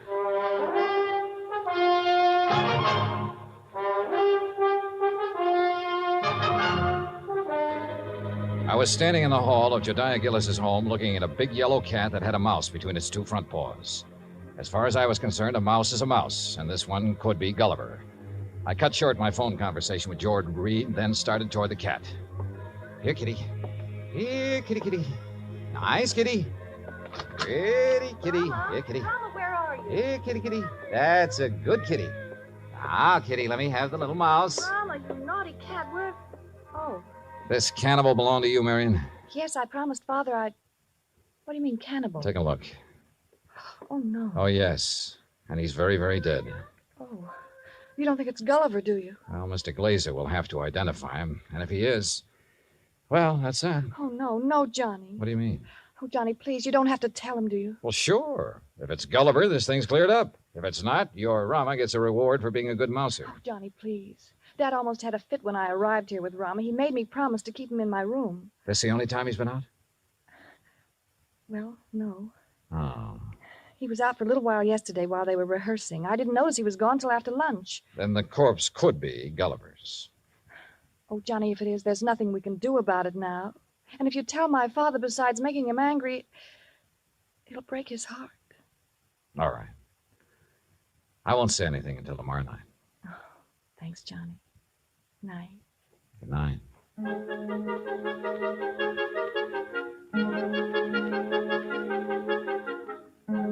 Christmas Eve morning came cold, crisp, and clear.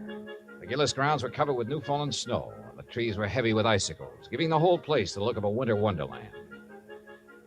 I dressed and went down to join Gillis and Bert Glazer at breakfast. I was on my third strawberry when the phone started to ring. Yeah. You expecting a call, Dollar? Yeah, matter of fact, I am. Yeah, then you'd better answer it. If it's somebody at the broadcast station for me, tell them I'll be at the Children's Hospital at noon. They can call me there. Right. Hello? Johnny Dollar? Speaking. Look, I don't know what's going on down there or why you're going to pester me about it. Who is this? Harry McQueen. Who did you think? Well, I wasn't sure.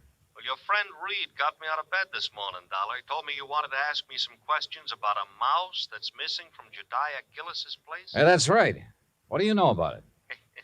Well, I've done a lot of pilfering in my time. I've taken towels from hotels from Maine to Miami and Seattle to Bridgeport.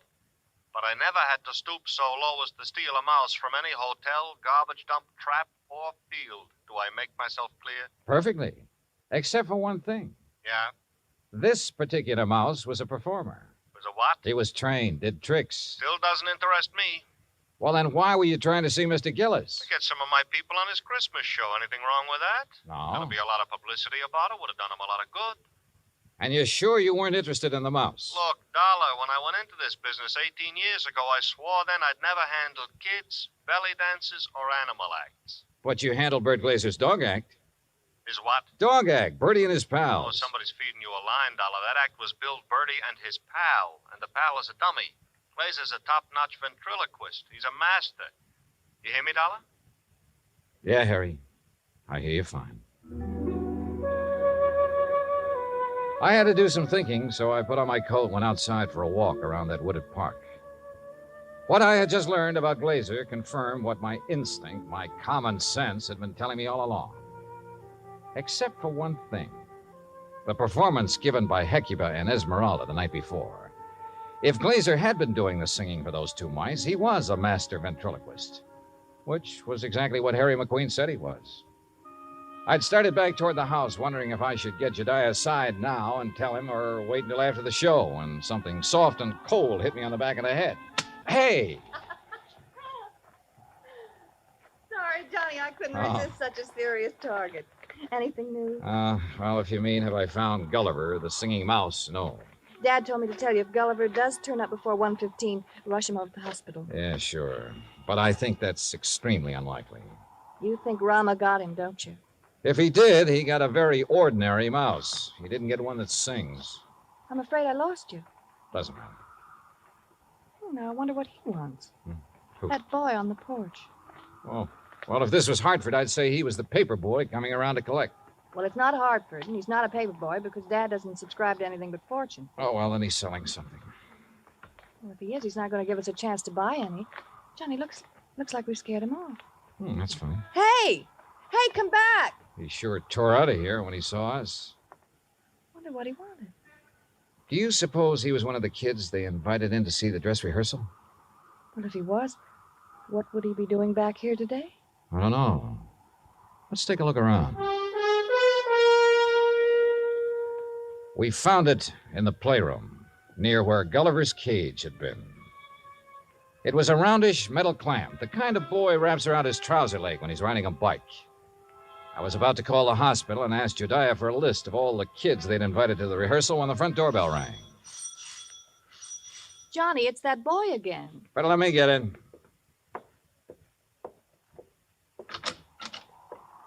Hi. Hi. I was over here to see the show the other day. Oh? Yeah. You see it? No, I wasn't here then. Oh. Jeez. Sure is cold, ain't it? Yeah, sure is. Oh, why don't you come in and get warm? Oh, no, that's okay. No, come on. Nobody's here. No? Oh, okay. Yeah, sure, come on. I don't want to bother nobody, you know. I was just riding by and I thought I'd stop and tell old man Gillis what a swell show they put on. You really liked it, huh? Yeah. All except for that Santa Claus. Oh? What was wrong with him? Nothing. Just that, well, who believes in all that smushy kid stuff? Kids, I guess.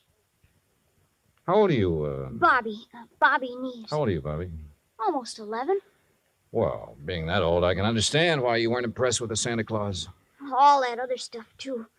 You know, like giving presents and singing those hymns and junk like that. You gotta cut it out when you start growing up. You sure do, boy. Yeah. You know, you and my mom, you get along just fine. Oh? Yeah. She feels about Christmas. She feels about Christmas just like you and me do. All right. Yeah. Boy, this log fire sure makes your eyes smart, don't it? Yeah, it sure does. Where do you live, Bobby? Crosstown, Scully Avenue. Well, how'd you happen to be over here the other day? Well, I was riding my bike when I saw this dog. Well, gee, he was... Anyhow, when I tried to catch him, he ran from me. I followed the silly mutt clear over here. You ever catch him? No. I was about to when this man hollered and asked me if I wanted to see a free show. So I came in. I see. Well, you must like dogs a lot, huh? Sure. You got one? Used to have when my pop was with us, but we can't have no pets where we're living now. Oh, that's rough. Yeah. You know that poem? Which one? You know, about all through the house not a creature was stirring, not even a mouse? Yeah? Well, that fits our place. Especially now. How do you mean? Well, I didn't think he'd miss it, you know. Man with a house as big as this one and all. So when I saw this cute little fella up in that cage, well, I didn't really mean to take him on holding me, but when he got under my sweater and was real quiet, like he liked me, well, you know what I mean. Yeah, Bobby. I know. But I got to thinking and decided to bring him back. So would you give him to the old man, to Mr. Gillis for me, please? No. I think you'd better do that yourself. Oh, no, please. He might be awful mad at me by now. No, Bobby. In fact, you're going to get a reward. Yeah? Word of honor. Now, what do you say we go down where Mr. Gillis is putting on that Christmas show and see it? Okay? Oh, sure. Bobby, Yeah? did you notice anything unusual about this mouse? Yeah, I sure did. What was it? He got some white on his right hind foot.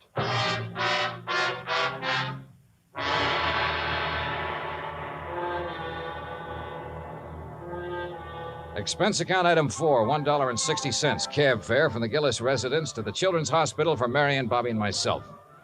Inside, we followed the sound of children laughing and reached the auditorium. Marion found a seat among the nurses, and I took Bobby backstage. When Jediah saw Gulliver, his face lit up like one of the trees he'd had delivered to the war. Gulliver! By golly. I knew if anybody could do it, you could, Dollar. I didn't do a thing, Mr. Gillis. All the credit goes to Bobby. Oh, to Bobby. Well, I'll speak to you after the show, young man. Yes, sir. Bert, look, he's back. Oh, Gulliver, I do declare I have never been so glad to see a person before. You better hurry, Bert. He's scheduled to go on in just a minute. Oh, he will. Well, I'll go check on the microphone when everything be just so. Don't go away, Dollar. No, he won't. Bobby, why don't you sit over there where you can see the stage? Yes, sir. Bert, you think Gulliver will sing today? I know he will. Oh, get ready, Gulliver. But that boy had Gulliver all day and all night, and he didn't sing once. Did the boy ask him to? Ladies and gentlemen, boys and girls, for the first time in a while, one of the wonders of the world, Gulliver, the singing mouse. Hey, Mr. Dollar, can that mouse really sing? That is what we're going to find out, Bobby. Exciting, isn't it, Dollar? Sure is, Mr. Gillis. All right, thank you, folks. Thank you. Now, for Gulliver's first number, he'd like to sing with... what's that, Gulliver? I see. He's going to sing Jingle Bells, but he wants me to get off stage so everybody will know it's really him doing it and not me. Thank you. Is he all right, Bert? Oh, fine. Just feeling his out. Well, why doesn't he start? He's going to. Listen.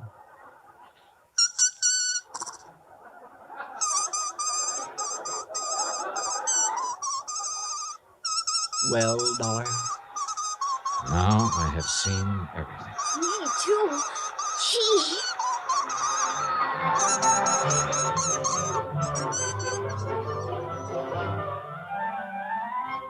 Bert Glazer had a logical answer for having lied about his old vaudeville act. He knew I wouldn't believe the mice could really sing if I'd known he was a ventriloquist. And well, after all, yet sometimes... Expense account total, including cab fare, Hartford Station to my apartment, $38.20. As for my separate and additional fee, as agreed upon before I took this matter, well, there's a boy named Bobby Neves who lives on Scully Avenue over in Providence. See that he gets it, huh? Yours truly, Johnny Dollar.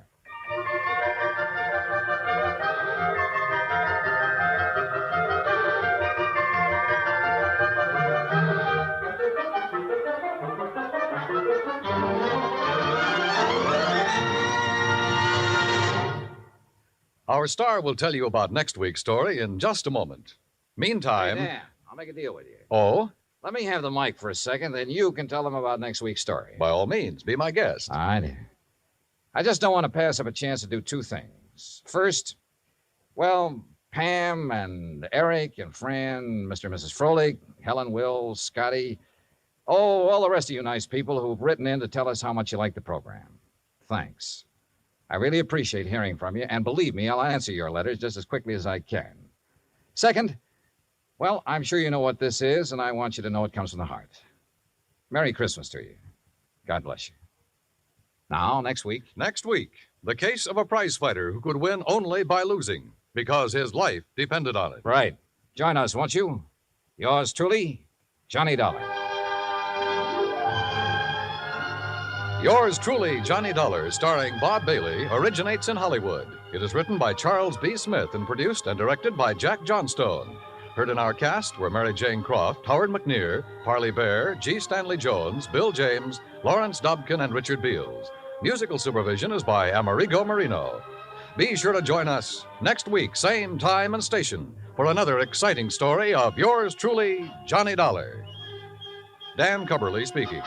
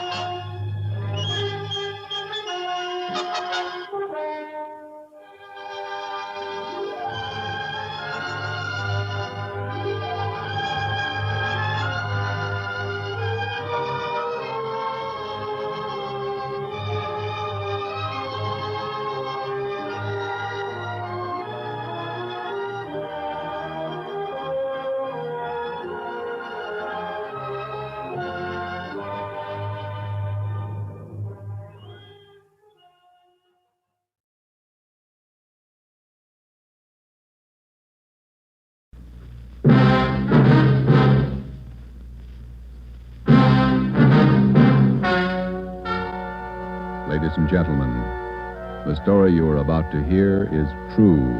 Only the names have been changed to protect the innocent. NBC brings you Dragnet.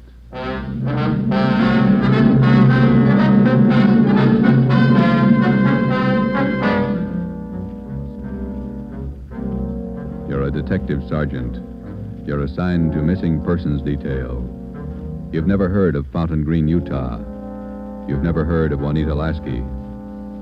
Los Angeles is a big city, 452 square miles, 3,356,969 people. Your job, find her. Dragnet, the documented drama of an actual crime investigated and solved by the men who unrelentingly stand watch on the security of your home, your family, and your life.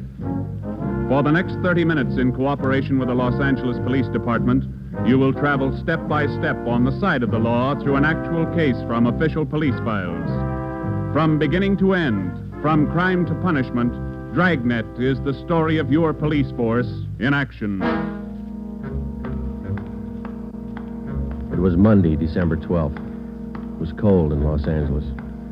We were working the day watch out of missing persons detail. My partner's Ben Romero. The boss is Ed Backstrand, chief of detectives. My name's Friday. I was on my way back from lunch, and it was 12:47 p.m. when I got to room 67A. Missing persons detail. Where'd you eat? Federal Cafe. Good soup today. What kind? Corn chowder. It was real good. Place is jammed with Christmas shoppers. I had to wait. Haven't even started my shopping yet. You? Oh, I got to pick up something for my mother. Prices are high. I'll send a lot of cards. Wait till you get married, Joe. Ever try to sell a Christmas card to a kid? They got to have something with wheels on it. Yeah, I guess you're right. Missing persons, Friday. Fountain Green, Utah, calling the Los Angeles Police Department. Bureau of Missing Persons. My party will speak with anyone in charge. This is missing persons, Sergeant Friday. Just a moment, please. Mrs. Lasky, ready with your call to Los Angeles. Hello? Hello? Hello? Here's your party. Go ahead, please. Operator? Yes, madam. Could you please give me the charges for this call? I'm using my neighbor's phone. All right, madam. Please signal when your call is completed. Oh, yes. I'll do that. Go ahead, please. Hello? Hello? Are you missing persons? Yes, ma'am. Sergeant Friday. This is Mrs. Hannah Lasky. I'm calling you from Fountain Green, Utah. Yes, ma'am. This is in regard to my daughter, Juanita Lasky. I haven't heard from her in well over a month, and I'm terribly worried. Where was she staying in Los Angeles, Ms. Lasky? At the Chelsea Hotel for Women. I have the address.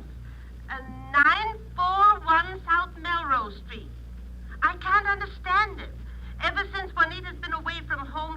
She's written twice a week regularly. When's the last time you heard from her? The last letter I have is postmarked November 2nd. You know how it is, Sergeant. We have no relatives in Los Angeles, and she's trying to find work down there, living all alone. I just don't know what to do. All right, Ms. Lasky. I'll take her description over the phone and make out a preliminary report. You'll have to send us a photograph of your daughter and a letter to the effect that you want us to trace her. I'll get the letter and the snapshot off today.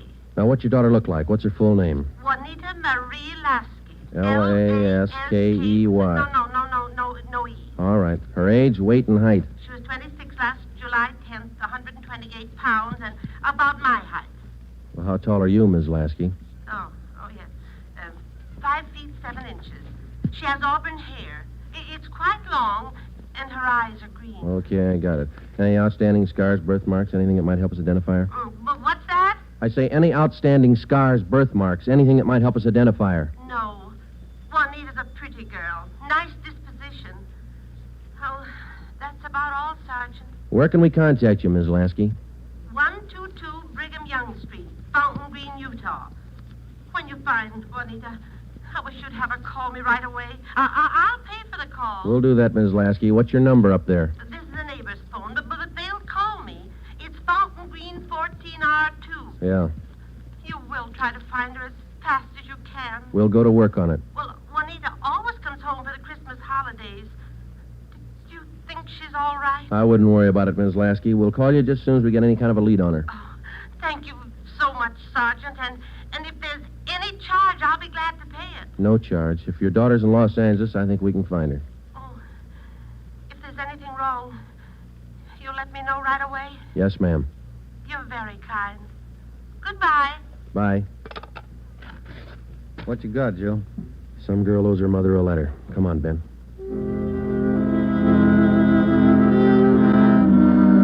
Just a routine call. We made the usual check, the morgue, all the hospitals, the county jail. And then we went through the repeater file. We found a Juanita Lasky in the files, but the age and description didn't match. We put that lead in the discard. After the usual paperwork, the next step was to check her last known residence, the Chelsea Hotel for Women. Here it is, Joe. Chelsea Hotel. Yeah. 55 rooms, all outside. Your home away from home. Well, let's go in.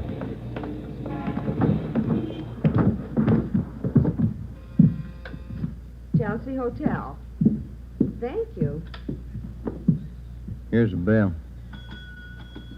Yes, sir. May I help you? We're looking for a Miss Juanita Lasky. I'll ring her room. Whom shall I say is calling? Is she in? I believe so. I just saw her about an hour ago. Okay, would you ring her room, please? Yes, sir. And whom shall I say is calling? My name's Friday. All right, Mr. Friday. Just a moment.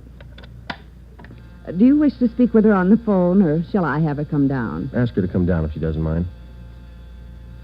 She doesn't seem to answer. That's funny. I'll ring again.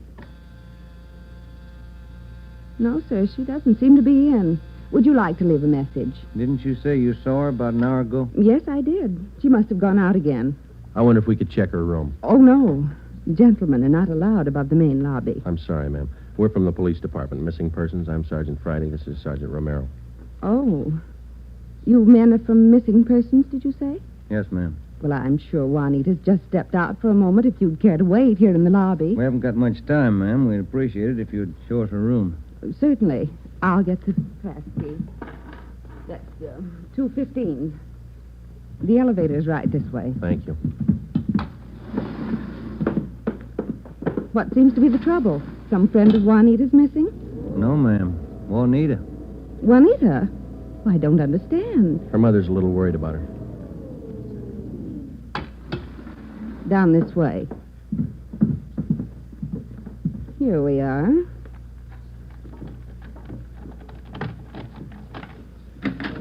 No wonder she didn't hear the phone. She's in the shower. Yes, ma'am. Would you rap on the bathroom door and tell her we'd like to talk to her as soon as she's through? We'll wait out here in the hall. Certainly. Juanita? Juanita, there are two gentlemen here to see you. Juanita? Juanita? I'm coming in. It's Miss Waters. Sergeant? Yeah? There's no one in the shower. Well, it's running, isn't it? Yes, and I see a robe and towel all laid out. We better take a look around. Turn off the shower, will you, Ben? Yeah. She must have left in a hurry. Say, here's a fresh change of clothing on the bed. Where's the closet, ma'am? This door? Yes, that's right. Closet full of clothes. There's a couple of pieces of luggage in there. This isn't like Juanita. Funny, isn't it? You say you saw her about an hour ago. Yes, I did. Coming in or going out? Oh, coming in, I thought. You have room service here? Yes, we have a coffee shop downstairs. Uh-huh. The tray of food here on the table hasn't been touched. Coffee's still warm. Shut that radio off, will you, Ben? Yeah. Could she have gotten out of the building without you seeing her? No, we don't have a rear entrance. You sure you didn't see her go out the front door just before we got here? No, I did not. How about her mail? Has she been picking it up lately? I think so. We can check that down at the desk. Yeah, here's some letters. Postmarked Utah. Return address. Mrs. H. Lasky. It's mother. Yeah, let me see that other one, Ben. This is one of your telephone message forms? Well, let me see. Yes, that's right. Says long-distance call operator 2, Fountain Green, Utah. According to this slip, this call was received at 1:25 today. May I see that, Certainly. Sergeant? There you are. Yes, that's Edna's writing. Mrs. Tollefson took that call. She relieves me for lunch. Well, do you know whether she returned this call? Well, if she did, there'll be a record down at the desk. Uh-huh. Now, you're positive that you saw Juanita Lasky an hour ago? Yes, I'm sure. Just about an hour ago. 5'7", 128 pounds, green eyes, red hair. Red hair? Oh, no. Juanita's a blonde. Her mother told us that Juanita Lasky had red hair. Now, we weren't too surprised. A lot of women change the color of their hair. It would make identification a little more difficult, but not impossible. We checked down at the desk. Juanita Lasky had picked up all her mail, but she had not answered that long-distance phone call to Fountain Green. The next step was to question some of the people in the Chelsea Hotel who knew Juanita. We tried room 217. Yeah, Gloria, these men are police officers. They want to ask you some questions. Oh, yes. Is it all right for them to... Yes, of course. This is an exception. Won't you come in? Thank you. What's your name, miss? Gloria Edgerton. You know Juanita Lasky? Yes, I know her. She has the room right next door to me. Have you seen her today? No, I haven't. I've been out doing my Christmas shopping. Why? We were trying to locate her, Miss Edgerton. Well, isn't she in her room? I thought I heard her shower going. Yes, you did, but she wasn't in there. When was the last time you saw her? Last night at dinner. We always eat dinner together. Well, did she say anything that might lead you to believe that she was going anywhere today? No, she said she might do some Christmas shopping today, so I suggested she go with me, and she agreed. She said she'd let me know this morning. Did she? No, she didn't. I just assumed that maybe she was sleeping in, so I went on alone. Are you sure she hasn't just stepped out? We don't know. If you're just going down to the corner, it's a little unusual to leave the shower running, the radio on, and let your lunch get cold. Did she do that? How long has Juanita had blonde hair? Well, ever since I've known her, about 6 months. We moved in here together. We work at the same place. Where's that, Miss Edgerton? At the Claggett building. We're elevator operators. I see. Who's your immediate superior down there? Darlene Camp. She's chief starter. Mm-hmm. You got that, Ben? Mm-hmm. She have many dates? No, not too many. Juanita likes to go steady. Who was her steady boyfriend? Paul Matthews. He works in the Claggett building, too. He's in the dental lab for Dr. Welty, 6th floor. Well, is there anything else that you'd like to add that might help us find her? Well, are you sure she's lost? The Claggett building is in the heart of downtown Los Angeles. It's a business and professional building. The cornerstone says erected in 1924, and it stands 12 stories high. The main entrance is on Hill Street. Going up. That's all in the car, please. All right, Marion. Going up. Step back in the car, please. Are you Darlene Camp? Yes. Just a moment, please. Going up. All right, Dora. Can I help you? I'm Sergeant Friday, Police Department. This is Sergeant Romero. Yes, sir. Juanita Lasky work for you? Yes, she does. She's one of my operators. When's the last time you saw her? Anything wrong? No, we're just trying to locate her. Well, you just missed her by 45 minutes. All right, Sylvia. She was in to pick up a check. Do you know where she cashes her check? Most of the girls cash them down at the bank on the corner. There's only one around here over on 8th. You say about 45 minutes ago? Yes, that's right. Thanks very much, Miss Camp. Come on, Ben. Going up. All right, Marion. Bank's not far from here. It is kind of funny, isn't it? What's that? Her room, the shower, The radio, that lunch? Sure pulled out in a hurry. What do you think? I don't know what to figure. It's a new one on me. She's alive, we know that. Well, she was, 45 minutes ago, anyway. Christmas is here. Santa Claus in his chimney. Yeah. No. I beg your pardon, sir. Yeah, that's all right. Merry Christmas. Same to you. Here we are, Joe. Guess we better check with the manager, huh? You the manager? I'm the assistant manager. Can I help you? Police department. Yes, sir. I'd like to find out if a check has been cashed here within the hour. Yes, sir. And what's the party's name? Lasky, Juanita, payroll check, Plaggett Building. Yes, sir. I know Miss Lasky. If you'll step behind the counter, I'll get the check. Thank you. If you'll just wait right here. Okay, thanks. Wonder why she stopped writing to her mother. It's a good question. When we find her, we'll ask her. Wonder if anything was wrong where she worked. No, it didn't seem to be. We'll check back there when we finish here. Yeah.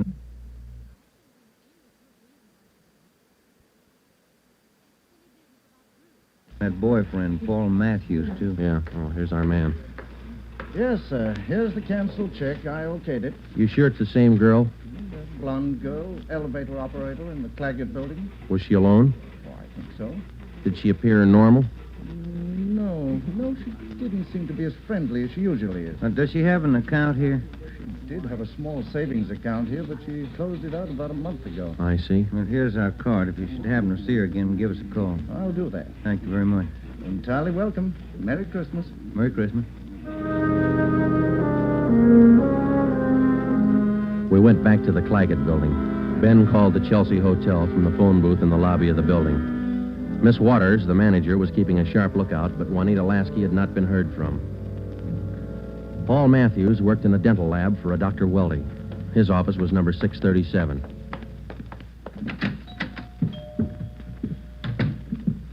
Yes, gentlemen, may I help you? We'd like to see Paul Matthews. I'm Paul Matthews. We're from Missing Persons Police Department. Sergeant Friday. I'm Sergeant Merrill. Yes, sir. Do you know a Juanita Lasky? Yes, sir. When's the last time you saw her? Saturday night. We went to a show. Is there something wrong? We're trying to locate her. Do you see a lot of each other? Yes, we do. I don't understand. Miss Lasky disappeared from a hotel a couple hours ago. Thought maybe you might know where she is. No, I don't. Today's her day off. Maybe she's out shopping. Has Juanita done anything wrong? No, it's just that her mother hasn't heard from her for quite some time. I can explain that. Juanita's an elevator operator here in the building. That's how I met her. They don't make much money, you know. Yeah. She was having a hard time making ends meet. She sends money home to her mother every month or so, and besides that, she's got to pay rent and buy clothes and eat. It's pretty rough. She seemed despondent over all this? No, I wouldn't say that, but she was kind of unhappy about not getting a raise. Do you have any outside jobs? No, sir, she didn't. What kind of a girl is she? What do you mean? Cheerful, good-natured? Oh, sure. Fine girl. We get along swell. I still don't get it. Well, maybe there's nothing to it. Just a routine check. I hope she's all right. When did all this come up? A couple of hours ago. We might have to check back with you. If I can help. Okay. Thanks for the information. Here's our card. If you hear from her, well, give us a ring. You don't suppose anything's happened to her? That's what we're trying to find out. Goodbye, Mr. Matthews.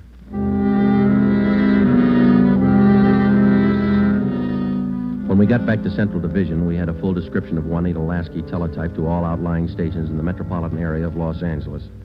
We also put out an APB. We double-checked the repeater file and the wanderer file. We made out a full report on our findings to date. During the next 8 days, we located a missing husband for a wife in Memphis, Tennessee.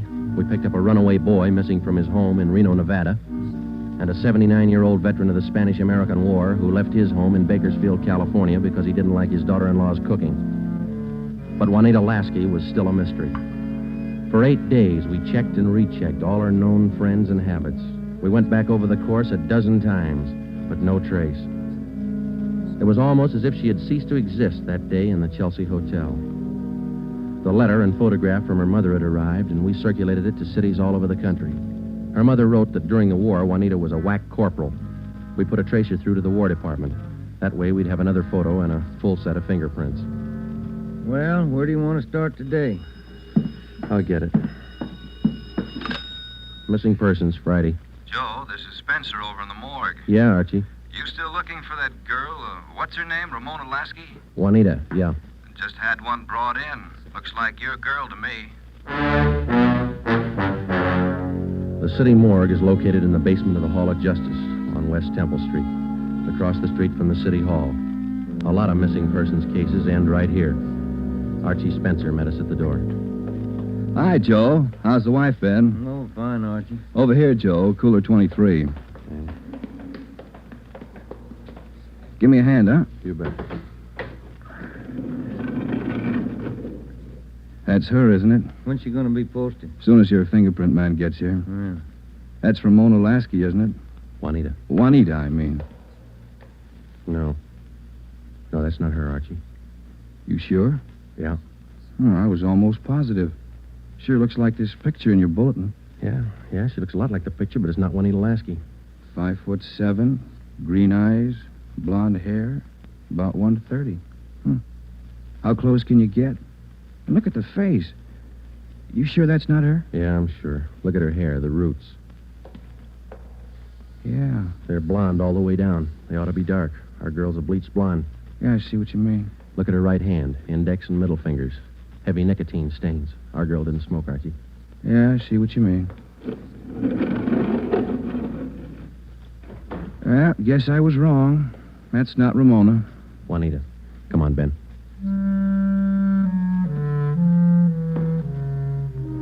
That afternoon, we got another phone call from Fountain Green, Utah, Juanita Lasky's mother. We told her we hadn't found any trace of her daughter. It was a hard job. We had to answer calls like this before, but maybe it was just the season of the year. Somehow, we felt that we had to find Juanita Lasky by Christmas. We covered every angle we could think of. We kept close watch on all incoming reports. We stayed in close contact with her friends and Miss Waters at the Chelsea Hotel. Regardless of the name on the incoming reports, we checked every set of fingerprints against those we had received on Juanita Lasky from the War Department. Still, no trace. December 23rd, we checked in for work at 8:30 a.m. Chief Ed Backstrand wanted to see us. Got a little something on the Lasky girl. Might help you. What is it, Skipper? Man by the name of Willard Harris. Owns a bar out in Pomona. Phoned in this morning. Yeah? Found a woman's handbag left in the bar. Driver's license made out to Juanita Lasky. Why'd you think to call us? He's got a television set in his bar. Saw the Lasky girl's picture on Sergeant Rosenquist's broadcast last night. How about the girl? Says he can't place her.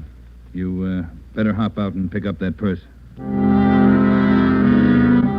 Willard Harris owned the Mission Trail Bar. It was in the bus terminal in the heart of Pomona. The Christmas traffic was heavy all the way out Garvey Boulevard. It was 10:45 when we pulled up in front of the bar. Willard Harris was inside taking a liquor inventory when we walked in. How do you do? You, Mr. Harris? Yes, that's right. You fellas with General Liquors? Los Angeles Police Department. My name's Friday. This is Sergeant Romero. Oh, say, glad to know you boys. Yeah, I called Los Angeles this morning. We came right out. Say, how about a little eye-opener? Got some fine Irish whiskey. No thanks, Mr. Harris. How about your partner there? No, thank you. All right, boys. Guess you want that purse, huh? Yes, please. Yeah. Here you are. Just as I found it. I opened it up to get the owner's name, but that's all. Didn't touch a thing. Okay. Thanks, Mr. Harris. You said that you didn't remember seeing the woman who left this. No, I don't. Herb works with me here. He might have seen her, but he didn't. I asked him the night we found it. How long ago did you find this purse? Oh, better part of 2 weeks. No, a little closer to a week. Yeah, about 8 days ago. I usually hold something like this for 30 days. That's the law, you know. Yeah. But I saw that fella on the television on that missing persons program. That's how come I called you, boys. Well, thanks very much, Mr. Harris. That's all, boys. It's cold out this morning. Sure you don't want a little nip? No, thanks, Mr. Harris. Goodbye. We checked the personnel at the bus terminal, but none of them seemed to recognize Juanita Lasky's photograph. We checked the contents of her purse, but we found nothing unusual. 4 $1 bills and some change and the normal things women carry. Since it was money in the bag, we felt sure that Juanita Lasky had lost the purse herself. That meant that she was alive 8 days ago, 2 days after she walked out of the Chelsea Hotel. It's the only print carried on a California driver's license. It matched the same print on the War Department record. It didn't prove anything except that all the evidence tied in and belonged to the girl we were looking for, Juanita Lasky. The next morning, December 24th, we checked in for work at 8:30. Morning, Ben. All right, Joe, here's the daily report. You want to check them? There's a mess of them. Let's get at them. You look through any of them yet? No, not yet. I figured I'd wait for you. All right, I'll take half, huh?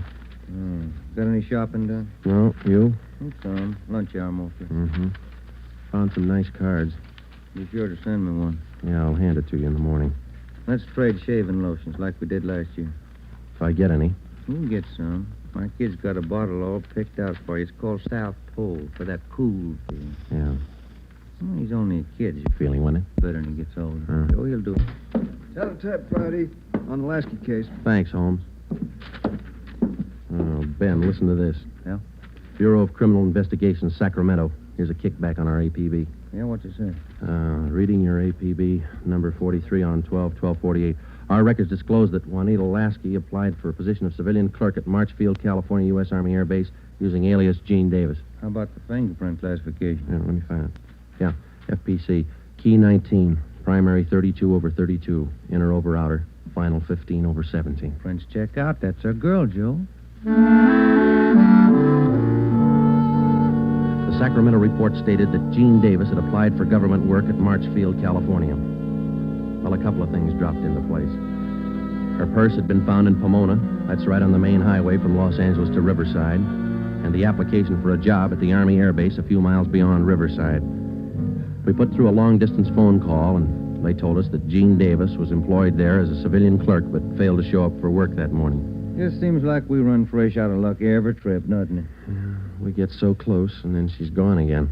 What you think she's on the go for? If I could figure that, I could find her. I'll get it. Missing persons Friday. Yeah? We'll be right over. We didn't find her, but she's been found. Juanita Lasky just walked into the Chelsea Hotel. We went over to the Chelsea Hotel. Technically, our job was completed now. Juanita Lasky had been found. We went over to make out a routine report. The streets were pretty jammed with last-minute Christmas shoppers, so we walked the last block to the hotel.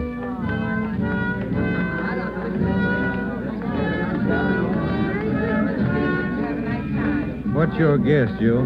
Let's ask her. Come on, let's go in. That looks like her over by the desk there. Yeah, pretty well memorized that face. Sergeant, this is Juanita Lasky. Sergeant Friday and Sergeant Romero, Juanita. How do you do, Miss Lasky? How do you do? I'm sorry. I'm terribly sorry. Miss Waters told me. Do you mind telling us? Where have you been? Sergeant, I don't know. These last 12 days have been a complete loss to me.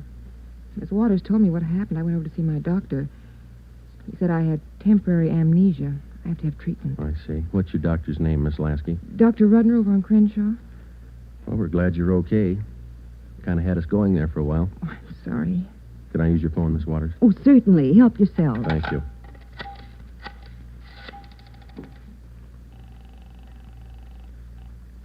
Long distance? I'd like to place a person-to-person call to Mrs. Hannah Lasky, Fountain Green, Utah. That number is 14R2. Fountain Green, Utah, 14R2. That's right. Your name and number, please. Joe Friday, and this is Hempstead 8594. Thank you. Rate operator. Fountain Green, Utah, route and night person rate from Los Angeles. TC Mount Pleasant, Salt Lake, night person 140. Through Salt Lake. Salt Lake. Mount Pleasant. Mount Pleasant. Fountain Green. Fountain Green. Fountain Green, 14R2. Mrs. Hannah Lasky, Los Angeles, California, calling. Thank you. Ringing operator.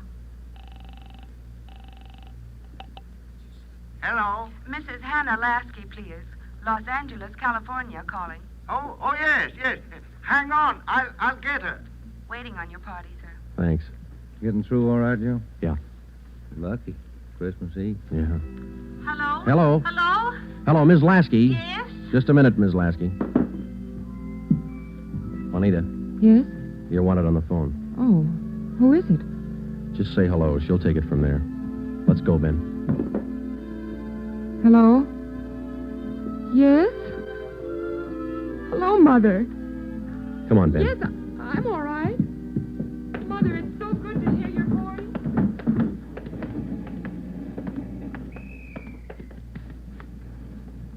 See you tomorrow, Joe. Merry Christmas. Yeah, it is, isn't it?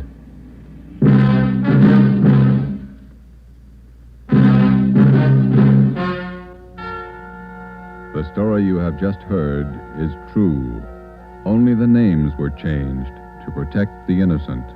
Upon further examination by competent medical authorities, Juanita Lasky was found to be suffering from periodic spells of amnesia. She was given treatment, and a complete cure was effected.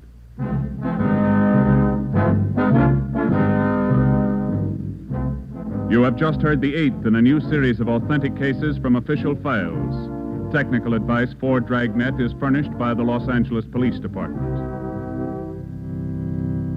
Tonight's program is dedicated to Corporal Grady A. Beecham of the 9th Precinct Metropolitan Police Force, Washington, D.C., who, on the night of December 2nd, 1948, gave his life so that yours might be more secure.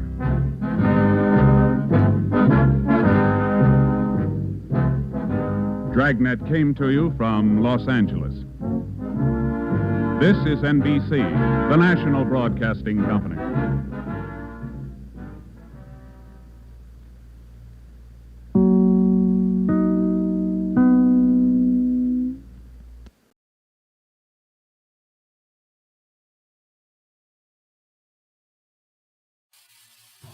Thousands of women are finding that economical, no-rubbing Aero Wax makes dingy old floors shine and sparkle look like new.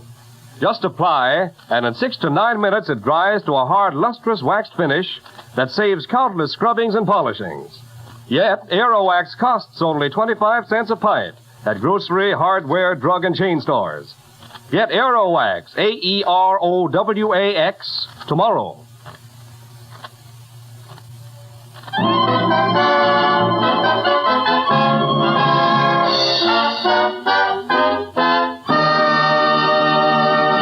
Mr. Keene, tracer of lost persons, is on the air.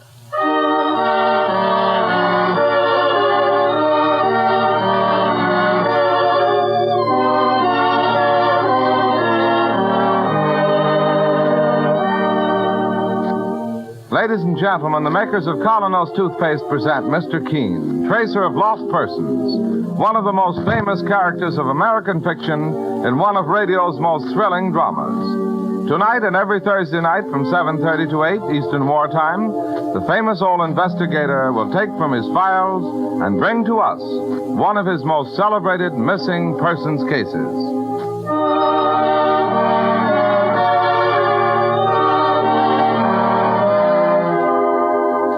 But first, if your teeth are not every bit as bright and lustrous as they should be, resolve right now to bring out the natural sparkle of your smile with Colonos, a high-polishing toothpaste.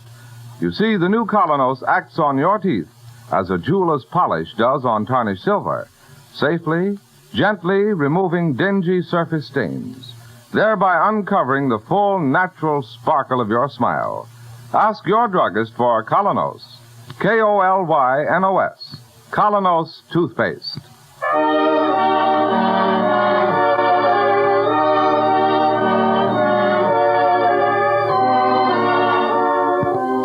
Now, Mr. Keene, tracer of lost persons. Tonight he brings us the case of the missing witness, one of the strangest of his career. A case in which murder, 3 beautiful women, and a fashion show are all strangely mingled. But listen now. As our story opens, a man is seated in a chair. Across his head slants a bar of sunlight, and on his face is a completely incredulous smile. He rises slowly to say, "Don't be a fool, my dear. Put it down before you hurt yourself. Can't you hear me? Stop this ridiculous play acting. Put it down, I say." You really did it. I didn't think you had it in you. Not you.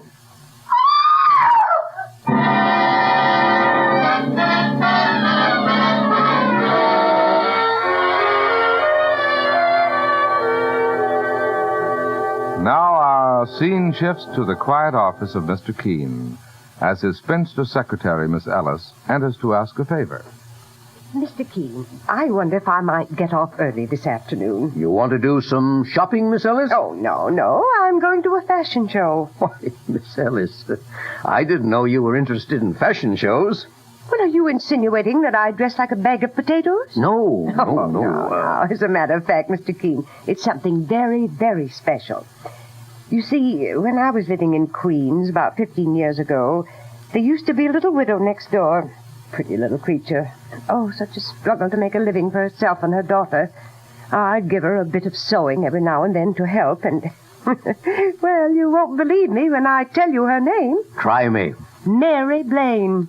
Today, she's the most brilliant fashion designer in America. Good heavens, that is interesting. She helped originate the little black dress, the dinner suit, the short evening gown. She's enormously famous and wealthy now. Yes, I read a piece about Mrs. Blaine in one of the magazines. It called her the epitome of the successful career woman. Well, she's giving her mid-season fashion show today, and she asked me to come for Auld Lang Syne. Brilliant woman. Oh, Mary's there. Hey, look here, Mr. Keene. Why don't you come along and meet her? Oh, me at a fashion show? Oh, there'll be dozens of men there, and all in love with beautiful Mary Blaine. Oh, do come. Now, you've nothing special to do this afternoon? Well, all right, Miss Ellis. I'll do it.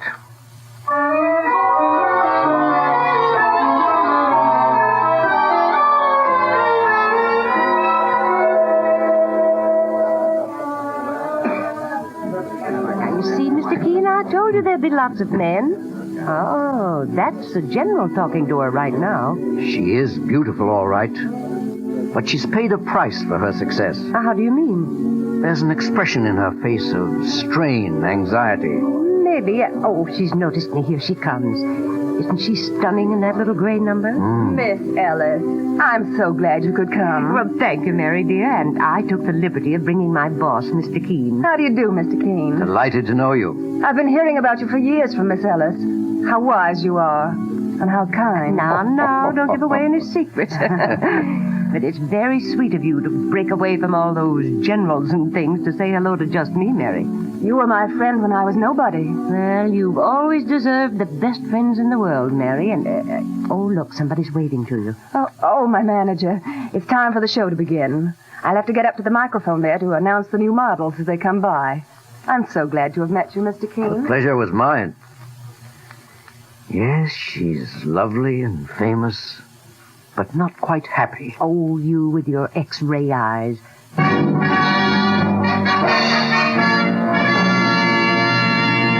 Well, here starts the fashion parade, Mr. Keene.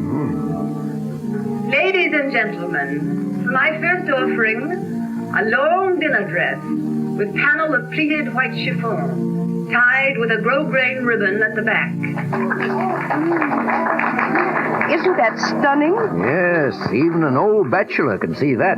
Especially an old bachelor. You know, it's funny. I don't see Eric Plummer here, Mr. Keene. Eric Plummer? You mean the portrait painter? Yes, and gay dog #1 of New York. Oh, they're good friends, Miss Ellis? He's been infatuated with Mary for some time. You mean he and Mrs. Blaine are going to marry? Well, Mary's a strange one, Mr. Keene. Never quite sure whether men love her for herself or her importance.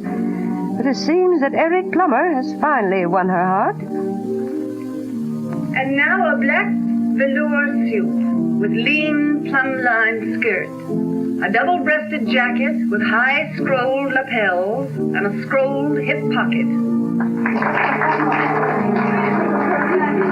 Oh, look, Mr. Keene, over there by the door. Yes, Miss Ellis? That charming little blonde, that's Mary's daughter, Bunny. Quite a young lady. It's hard to believe that Mary would have a daughter 18 years old. Yes, she's still so young herself. Mary won't be too pleased about her coming here. Why? Well, Mary just likes to keep Bunny away from business and career and men of the world. Oh. Mary's learned to value everything old-fashioned. A little white house with chintz curtains.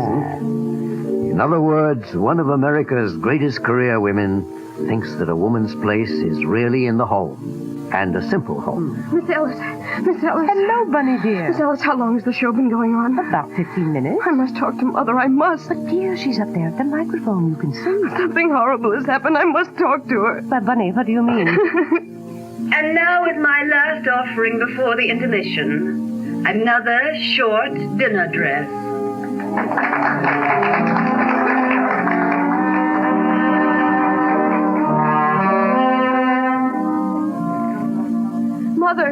Mother. She's seen you, Bunny. She's coming this way. Oh, now, dear, try to quiet yourself. And here, let me introduce you to Mr. Keene. How do you do, Bunny? Mr. Keene, you're the famous detective. I am an investigator. Well, maybe you can do something about this horrible thing. What horrible thing, Bunny? Hello, Bunny, dear. Mother. Darling, I thought you were going skating with your young soldier friend. No, I didn't. Oh, Mother. Oh, come, Bunny. What's happened? I went to Eric Plummer's studio instead half an hour ago. To Eric's studio? Why? He asked me to tea. He wanted to talk about doing my portrait. He might have asked me about that. Oh, it was all to be a surprise, Mother. Eric said it would make me the toast of cafe society. I'd become glamour girl #1 of 1944. Oh, my dear. You should have gone skating. Bob Martin is such a fine boy, and his furlough will be up soon. Mother, I still haven't told you what happened. If you'd rather we left you alone. Oh, no, Mr. Keene, please stay. I beg you to. Well, what has happened, Bunny? When I got to the studio and rang the doorbell, a policeman came out. A policeman? He asked me all sorts of questions because you see, Eric's been shot. Shot? Good heavens. Through the head. He's dead, Mother. He's dead. Oh, how utterly horrible. The police said there weren't any clues at all. Oh, imagine anybody killing a wonderful man like Eric Plummer. It's ghastly. Ghastly. I want to find the person who killed Eric. I want to make them pay. And that's why I thought maybe Mr. Keene Yes, Mr. Keene. In a situation like this, you'd know exactly what to do. But if the police are already on the case... Well, one moment, please. Bunny, go over to Mr. LaRue and ask him to announce the rest of the show. All right, Mother. And you, Mr. Keene, would you please step into my office with me? Oh, forgive me, Miss Ellis. Oh, it's quite all right, Mary. Here, Mr. Keene. Thank you. Well, my dear?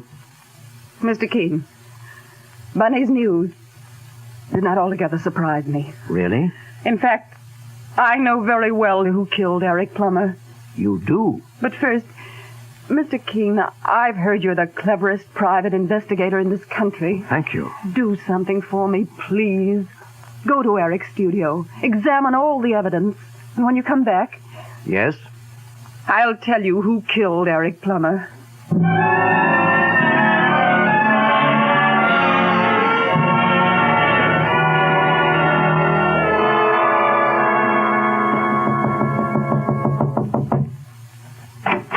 Good afternoon, Captain Thomas. Oh, well, if it isn't Mr. Keene, your assistant with you, the one and only Mike. We're glad to see you both. Good day to yourself, Captain. You're handling the police investigation, Captain? That's right, Mr. Keene. Come in. Thank you. Well, what brings you here, if I may ask? I was with Eric Plummer's fiancée, Mrs. Mary Blaine, when she got word of the shooting. She's very upset, naturally. She asked me to look into it. Do you mind? Not at all, Mr. Keene. It's murder, all right. Has the medical examiner been here yet? We're waiting for him now. If I might look at the body. Certainly. This way, sir. In this room here. Well, there he is. Just the way we found him. He had been sitting by his easel in the center of the room. But there's nothing on the easel, boss. Just an empty frame. Quite right, Mike. We figure there was once a painting there, Mr. Keene, and the person who shot him was being painted. Then ripped it off the frame to avoid identification. Yes, very possible indeed, Captain. Now then, if I may look at the wound. Right there in the head. No powder marks. No. And the path of the bullet, it entered just above the right ear at a distance of...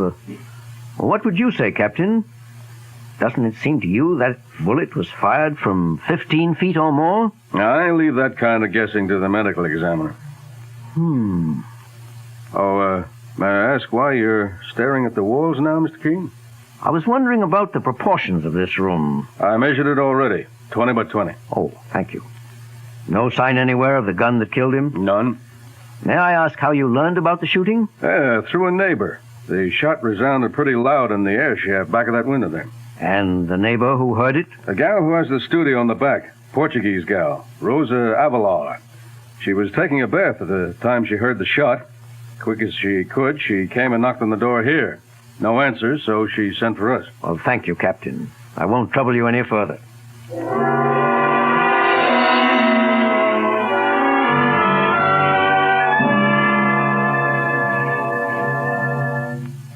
Rosa Avila. This is her daughter. All right, Mike. Wait for me on the landing below. I'd rather go in alone. Okay, Mr. Keene.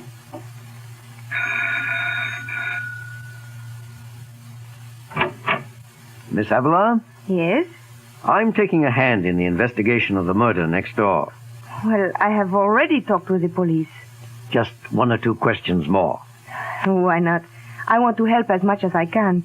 This Mr. Plummer was a very kind gentleman. In what way? Oh, he is a painter and I am a painter. But I am a little one, a poor one. He made me many loans of materials. Very generous. As one artist to another, eh? Yes, of course. Well, what I'd like to know is, did you see who entered his studio in the hours before he was shot? No. I am busy painting a flower piece. That one there? Yes. It's lovely. You like it? Very much. I presume you're working from that vase of roses on the windowsill. Yes, that's right. Well, now, after the shooting, did you hear anybody running from the studio? Well, I am not sure. You see, I am taking a bath with the window closed. I hear a loud noise like a shot, but nothing else. Thank you. Sorry to have troubled you. No trouble at all. Well, Mr. Keene? Mike, I'd like you to check something for me right away. Why, sure, sir. While I go back to see Mrs. Blaine, I want you to dig up the landlord of this house and, just as routine, check on these points.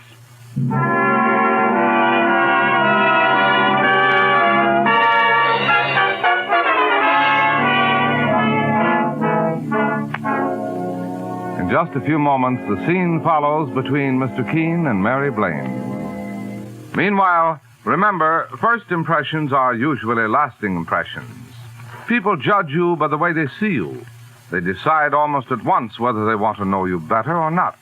And one of the greatest factors that influence everyone you meet is your teeth. If your teeth are dull and discolored by surface stains, chances are 9 times out of 10 that others find you unattractive. That's why I want to tell you about the new Colonos toothpaste. It's a high-polishing toothpaste. Thousands more people every day are discovering it does wonders in helping to remove from the teeth those dingy-looking surface stains, so that the natural sparkle and brilliance is revealed. What's more, Colonos is delightfully pleasant to use, because it leaves your mouth feeling tingling clean and refreshed. For its action is like a jeweler's polish removing tarnish from a piece of silver. So if you want a smile that makes a good impression, that adds to your charm and personality, try the new Colonos toothpaste, a high-polishing toothpaste. Get Colonos, K-O-L-Y-N-O-S. Colonos toothpaste at any drugstore tonight. And now Mr. Keene faces Mary Blaine, Eric Plummer's beautiful and famous fiancée. Here, Mr. Keene, sit down. Thank you, Mrs. Blaine. You went there. You examined the evidence. Yes, I fulfilled my part of the bargain. And now I'll have to fulfill mine. Well, my dear, you said you knew who killed Eric Plummer. I did, Mr. Keene. I killed him. You? I fancied you'd say that. Oh, not because I'm shielding anybody else. Please don't get the conventional idea that my daughter, that Bunny, perhaps... No. But if you did it, why did you send me back to look at the evidence? Because I hoped and prayed that perhaps I didn't do it. Oh, I know all this sounds mad. Tell me the whole story. The whole story, Mr. Keene. I've given my best years to fight my way to the top. Now it's just one long nightmare of anxiety to stay there. Men flock around me. Why? For my money, my fame, or for myself? I can never be sure.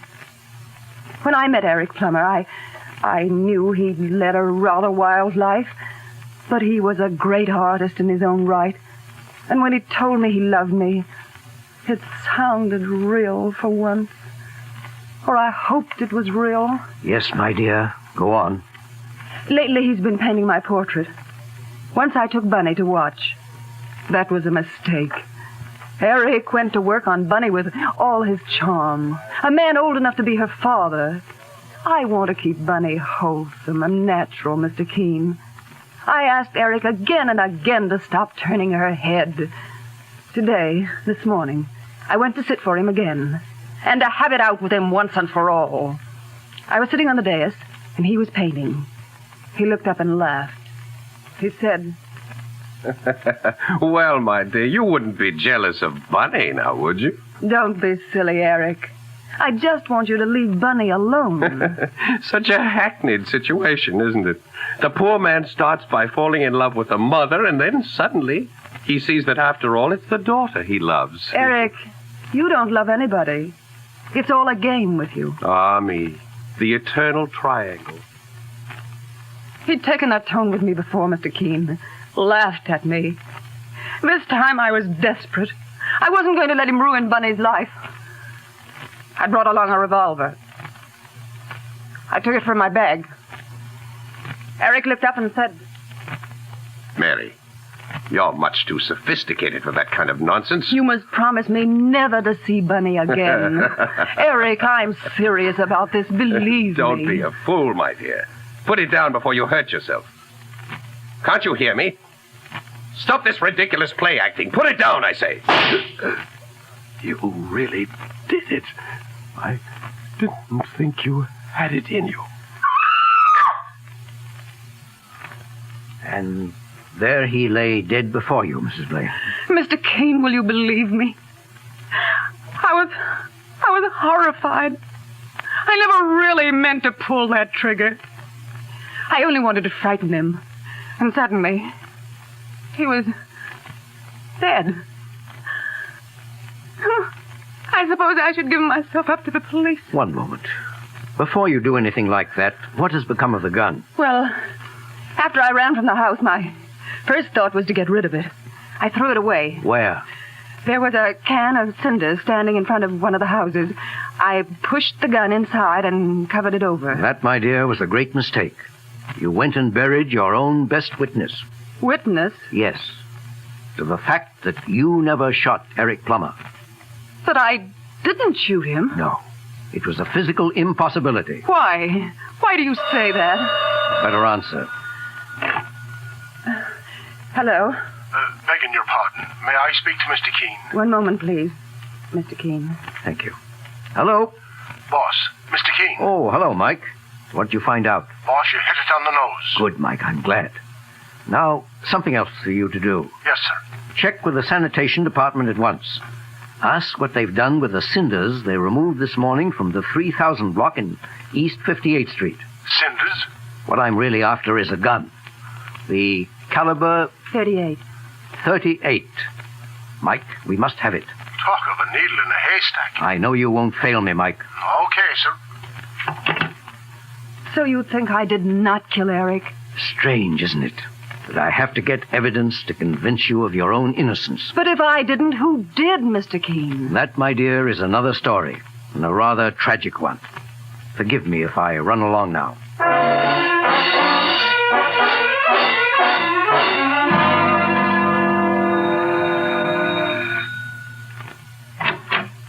Oh, so you are here again. The old gentleman. Yes, I'm afraid I must trouble you again. With more questions? This is a matter of life or death. For whom? A woman, her daughter, other persons. Well, what do you want now? Permission to inspect your studio. I want to study the layout. Sorry, I cannot talk to anyone. Miss Havelock! She slammed the door in my face.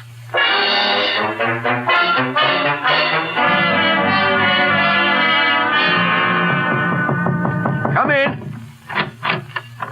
Good morning, boss. It's me. Not fit to stand in anybody's office. Why, Mike, you're all covered with ashes. Like a spectre risen from the grave. I've been digging through a mountain of ashes all night. Where? Oh, over on the East Drive. They were taking it for landfill. Did you find it, Mike? Here you are, boss. Good work. Have a look inside. Mike, I'm going back to Mary Blaine's place at once.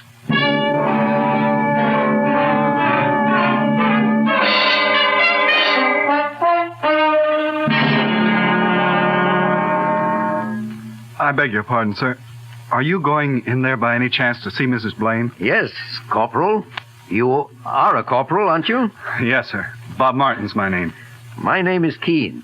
I believe you're a friend of Bunny's. Oh, I'm crazy about her. I came up on this furlough just to see Bunny. She locks herself away from me, won't come to the phone.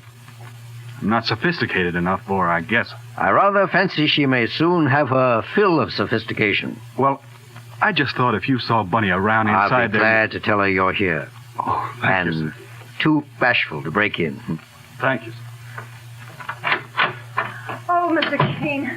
Oh, I've been waiting so anxiously ever since you phoned that you were coming. Can we speak somewhere privately? Of course. This door. Mr. Keene. Hello, Bunny. You have good news for us? Bunny knows everything. I told her. I don't see how I ever could have thought Eric was glamorous. Well, we found a gun, Mrs. Blaine. Look at it. It's mine. The one I tried to get rid of. Not one of the cartridges has been fired. You're sure? My dear, you couldn't possibly have killed him, and for many reasons. What do you mean?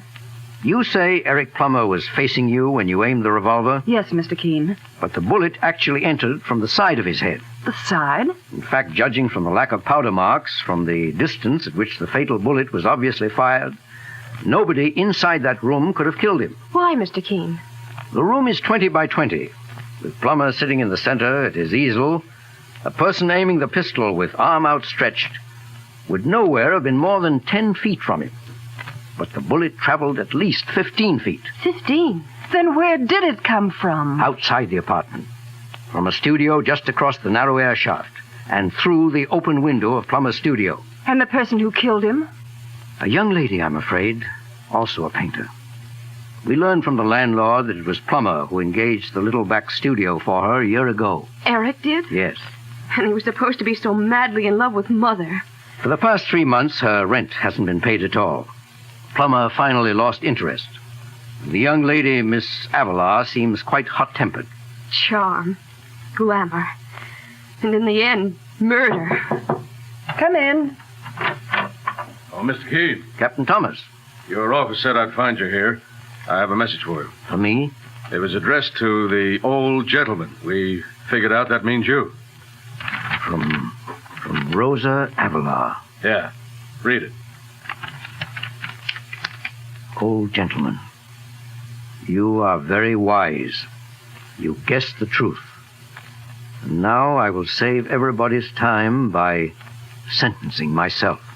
Rosa Avalar. Oh, she committed suicide?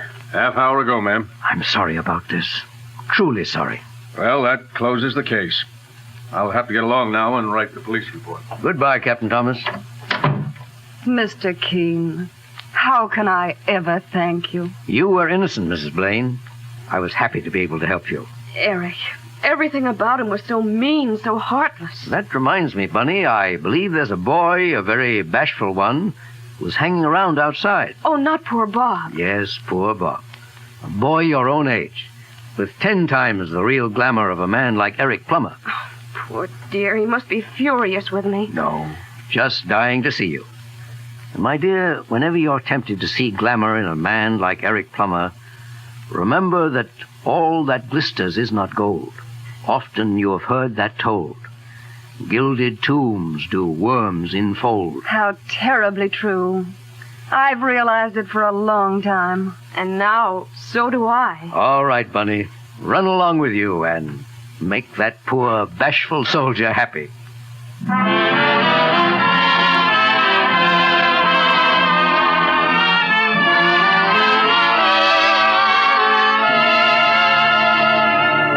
And so Mr. Keene concludes the case of the missing witness.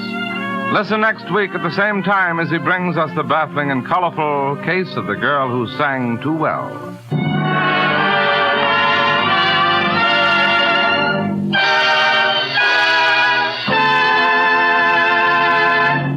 Every girl and woman knows that in order to be popular today, one of the most important things she needs is an attractive smile.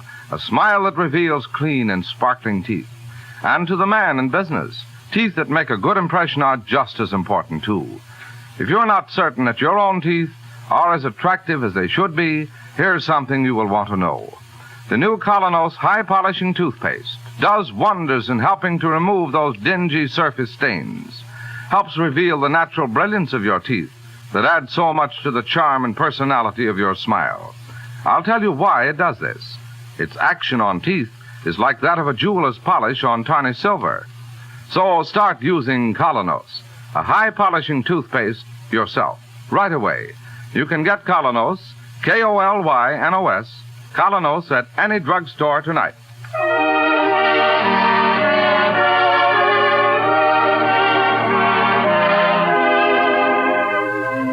You've just been listening to Mr. Keene, Tracer of Lost Persons. Now on the air at a new time, every Thursday night, 7:30 to 8 Eastern Wartime over this network. Don't miss Mr. Keene next Thursday night when the kindly old tracer turns to the case of the girl who sang too well. This is Larry Elliott saying good night for the makers of Colonos toothpaste and Mr. Keene, Tracer of Lost Persons.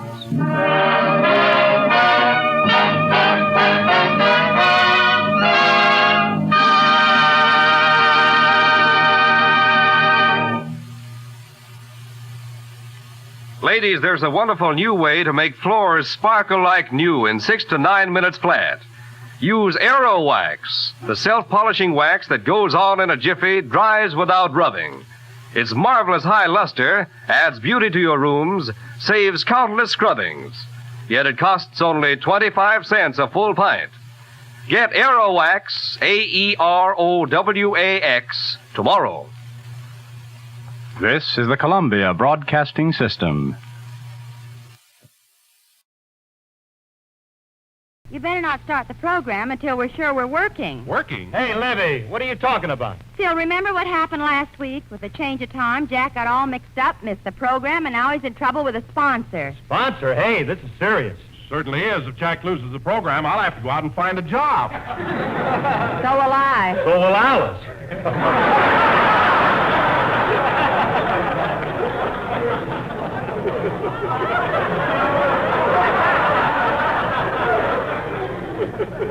Oh, fine. Hey, Libby, if Jackson gets fired, are you going to get your own radio program, or are you going to go into pictures?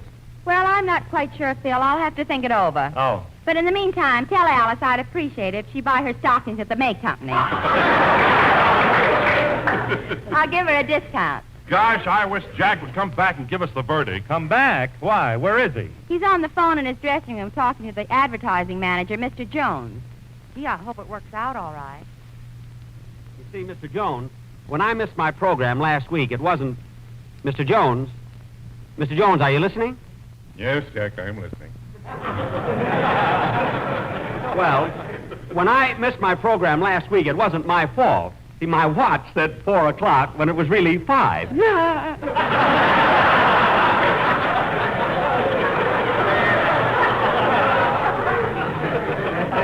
So, you see, it wasn't my fault at all. Excuses, excuses. Nothing but excuses. But, Mr. Jones, didn't you ever make a mistake? I never make mistakes. Oh. Well, anyway, Mr. Jones, when you hired me... All right, so I made one.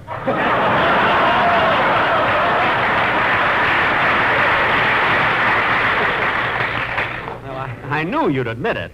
Anyway, Mr. Jones, when you hired me, we had an understanding that... Wait a minute, Jack. Hold it a minute. It's the start of the 7th inning. The count is 3-2. Here comes the pitch. Greenberg drives one deep into left field. He's rounded first. He's pulling up at second. It's another clean double for Greenberg. What were you saying, Jack? Well, Mr. Jones, I said that when you hired me, we had an understanding that... Combine is now at bat. Here comes the pitch. It's a single. And Greenberg goes to third. What were you saying, Jack? Now, Mr. Jones. When you hired me, we had an understanding... Look, Jack, I'm a busy man. And the facts are still the same. We had a contract, and by not doing a show last Sunday, you broke that contract, and that's that. But, Mr. Jones, let's not be so legal about it. For me to lose my program now is serious. It isn't as though I could start over again. After all, I'm 37. What? Well, I will be in February. Anyway, Mr. Jones, if I were you, I wouldn't be too hasty. I'm a great star, and everybody loves me. There you are. See? They're cheering the ball game.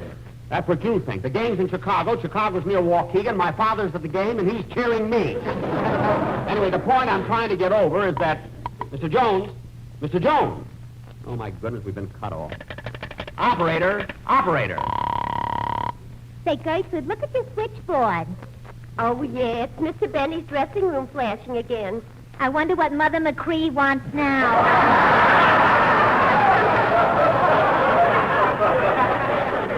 I'll find out. Hello? I'm sorry, Mr. Benny. I'll connect you again. Say, Gertrude. Yeah? Let's listen in and hear what Mr. Benny's saying. Oh, no, Mabel. Remember our code of ethics. Ethics, schmethics. We're only here temporarily. Go ahead, listen in and hear what Mr. Benny's saying. I don't have to listen in. I'm going out with him tonight. And you know him. One malted milk and he tells you everything.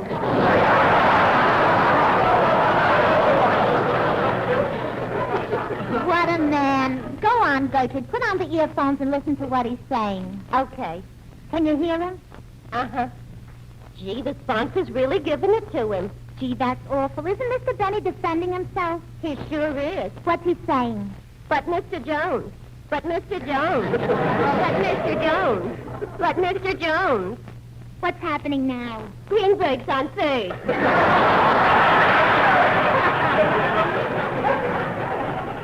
Well, I think... Wait a minute. Oh, my goodness, this is awful. What is it, Gertrude? The sponsor just said he had a good mind to make Phil Harris the star. Phil Harris? Why, he's so conceited it would take the Globester 10 days to fly around his head. You said it. You know, the other day I saw him in a drugstore and he was buying some rubbing alcohol. He was? Yeah. When his stomach won't hold anymore, he rubs it on.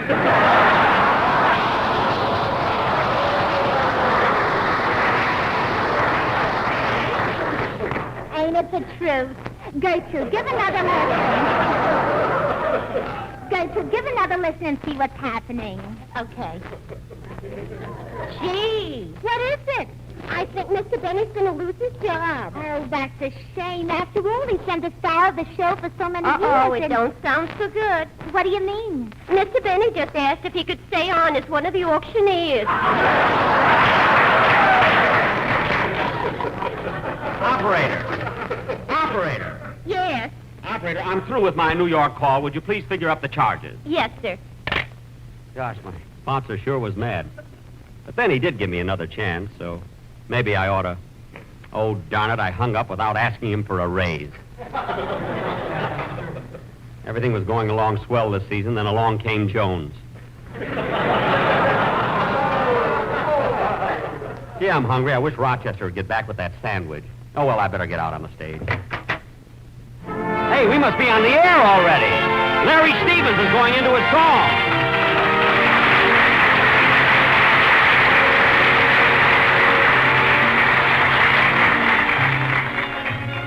Oh, we are oceans of... That was Larry Stevens singing, and there you are. Very good, kid. And now, ladies and gentlemen... Jack, what happened? And now, ladies and gentlemen... Jack, when you were talking to your sponsor, what did you find out? I don't know. It's so hard to talk business to him. Some guy called Greenberg kept running in and out of his office. Anyway, he talked me into not quitting, and it's just as well. Especially right now that I've hired a publicity man. A publicity man? Is that the fellow that came to see you last Sunday? Yeah, and you know what, Mary? He's going to make me the best-known man in America. He's going to have my name on the lips of every person in this country. What's he going to do, put it in alphabet soup? Oh, stop, will you? Hey, you ought to leave them publicity guys alone, Jackson. You know, I had one 3 years ago, and he got me into a lot of trouble. Why, what did he do? Well, he got the bright idea of having me and my band put on a symphony concert at Carnegie Hall.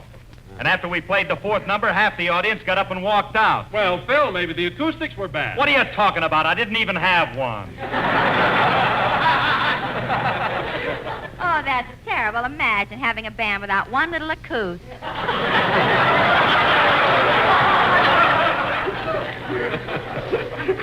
Carnegie Hall?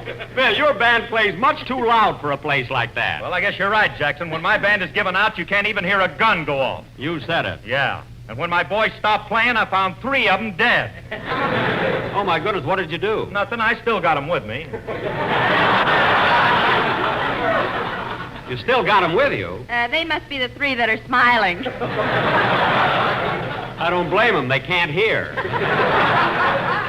Well, anyway, Phil, I don't care what happened to you. I'm still going to keep that publicity man because he's really going to get Say, Jack, there's Rochester in the wings. He's trying to get your attention. Oh, yes. I sent him out for a sandwich. Excuse me a minute. Here you are, boss. You want to go in your dressing room and eat this? No, I'll eat it right. Wait a minute, Rochester. This isn't what I told you to get. I ordered a simple combination sandwich of roast beef, Swiss cheese, turkey, ham, bologna, roast pork, salami, liverwurst, lettuce, tomato, and chicken. Now, where is it? I passed Warner Brothers and they tipped it over.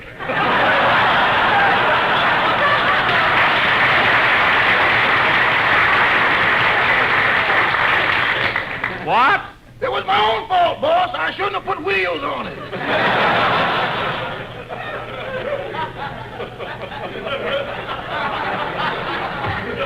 Well, never mind. This sandwich will be okay. Rochester, didn't they give you any potato chips with it? No, sir. They don't give potato chips anymore with a 20-cent sandwich. Well, my goodness, they at least give you a couple of olives or a slice of pickle. They said they can't afford to do that anymore. Well, they're certainly cutting down on their food. They sure are. And the man told me if things got any worse, when you order an egg sandwich, all you'll get is 2 slices of bread and a picture of a hen straining.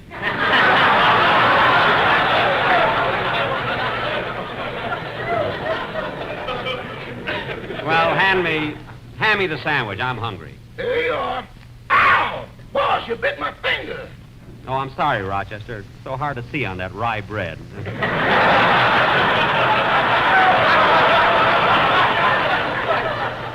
I'm sorry. Well, see you later, boss. Oh, don't go away, Rochester. I'm going to do a newspaper sketch, and I may want you to be in it. Okay, I'll wait. All right, kids, let's get on with the show. And now, ladies and gentlemen, tonight, in honor of National Newspaper Week, we're going Jack, to for heaven's sake, when you eat a sandwich, why don't you use a napkin? Huh? You've got mayonnaise on your ear. Oh. I never saw anyone like you. If you can't reach it with your tongue, you let it alone. Never mind. And now, ladies and gentlemen, tonight, in honor of National Newspaper Week, come in. Hello, Benny. Here I am on time, right on the nose like a pair of glasses. Oh, I'm glad you came over, Steve. Hey, kids, this is my new press agent. Hello, everybody. Bradley's the name, Steve Bradley, the man who told the birds and bees about people. Well, sit down, Steve. We're just about to do a play, and I'll talk to you right after the program. Good. I'll watch. Now, don't mind me. Just pretend I'm one of the family. You make believe I'm not here at all. Okay. Now, Phil, as the play opens, I want you to play... Say, Benny, when I think of it, don't forget the publicity appointment you have for tomorrow. Oh, I won't. Now, Phil... At 10 a.m., you're going down to the Union Station where you'll be made an honorary red cap. At noon, you will at noon sharp, you'll address the Pasadena Chamber of Commerce on California weather, the climate with the smog. At 5 o'clock, you're going to attend a press conference at the Ambassador Hotel, and at 9 p.m., I've got you booked into the Macambo. The Macambo? What do I do there? You pick a fight with Errol Flynn.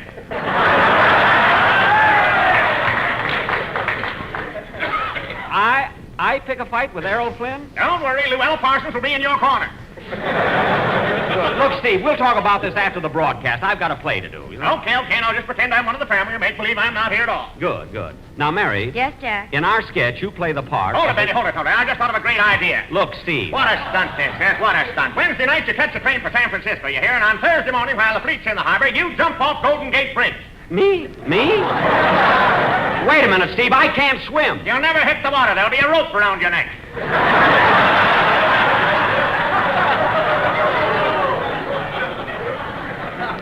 A rope around my neck, but I'll be hanged. Oh, darn it. I keep forgetting I used to work for Swing and Sway with Sammy Kaye. Well, watch it, brother. Watch it. Well, I gotta leave you now, Benny. I'm going to pick up a couple of cameramen for those pictures right after the show. Pictures of me? Why, certainly. I'm going to have your puss leering out of every newspaper in this country now. So long. So long. Oh, by the way, don't forget, Wednesday afternoon, you're to be out at Hollywood Park at 3:30. It's over. I probably won't pay anything anyway. All right, Phil, let's have a band number.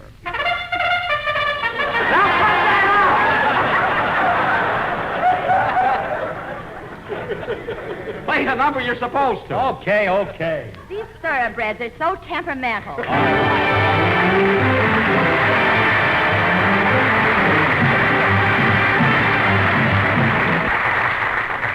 That was No Can Do, played by Phil Harris and his 18 acoustic. And now, all right, Phil, I didn't think it was so good either. It's all right. You don't have to look at me like that, you know. That face he gave me. And now, ladies and gentlemen, tonight, in honor of National Newspaper Week, we present a thrilling drama entitled The Mystery of the Murdered Movie Columnist, or They Were Playing Leapfrog and They Had a Hopper. I don't blame you. I shall play the part of Scoop Benny, the fearless, fighting, two-fisted editor-in-chief of the Los Angeles Daily Bugle. Jack, come back here. It's not till Wednesday.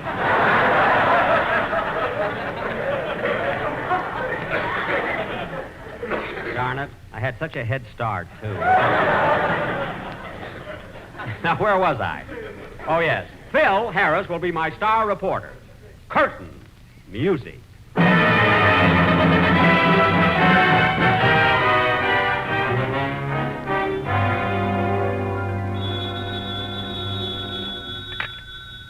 Los Angeles Daily Bugle, Editor Benny speaking. What? Give me all the details. When did he get there? Today? What a scoop. What is it, Chief? Greenberg's on third base.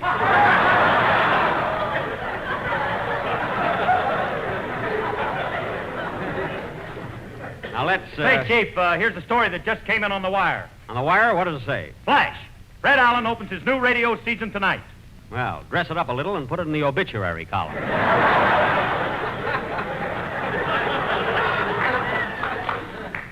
Anything else, Bud? Yeah, it says here that Mayor LaGuardia is going to be his first guest. Mayor LaGuardia? On with Fred Allen? Well, that ought to be worth a headline. Yes, sir, Chief. What'll I say? Little Flower finally meets Pot.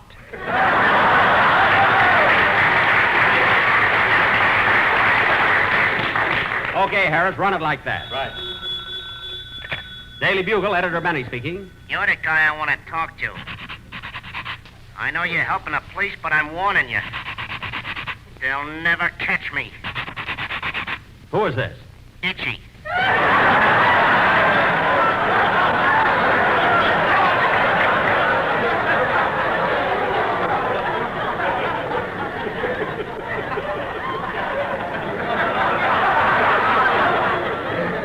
Itchy?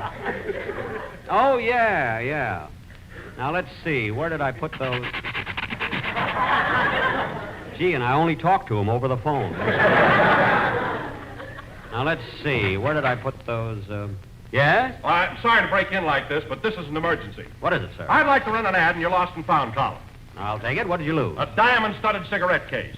A diamond-studded cigarette case? And I'll give a $50 reward to the finder. Well, I don't blame you for a diamond-studded cigarette case. Oh, no. The finder can keep the case.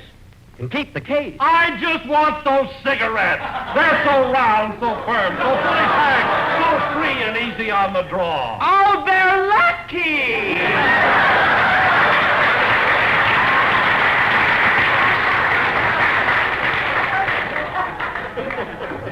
Well, I don't blame you, Bud. I wrote out the front page for this. Daily Bugle, Editor Benny speaking. Hello, big boy. This is Mrs. Archibald J. Stuffington of 204 Stuffington Road, Archibald County, Stuffington, California. Oh, yes. How are you, Stuffy? I've got a big story for you. Come up to my apartment. My husband has just been murdered.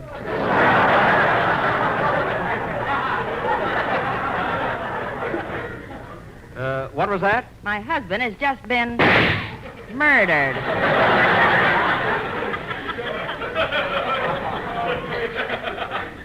What was that? You don't like him, do you?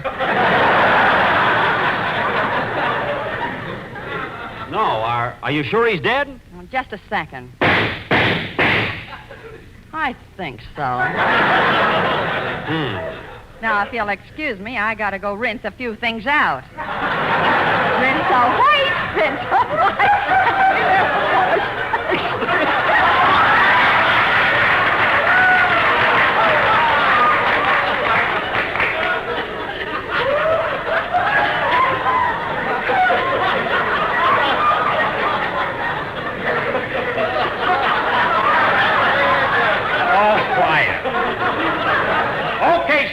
right over. Hey, Harris. Yes, Chief. There's been a murder committed, and if we solve it before the police do, we'll get the exclusive story. Then we better hurry. Yeah, come on, let's go.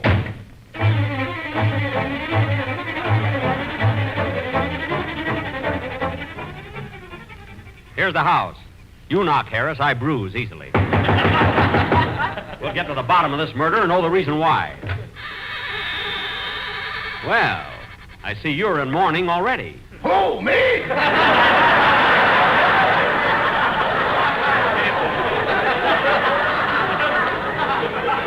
Oh, pardon me. Who are you? I'm the English butler. Oh, the butler. I'll question you first.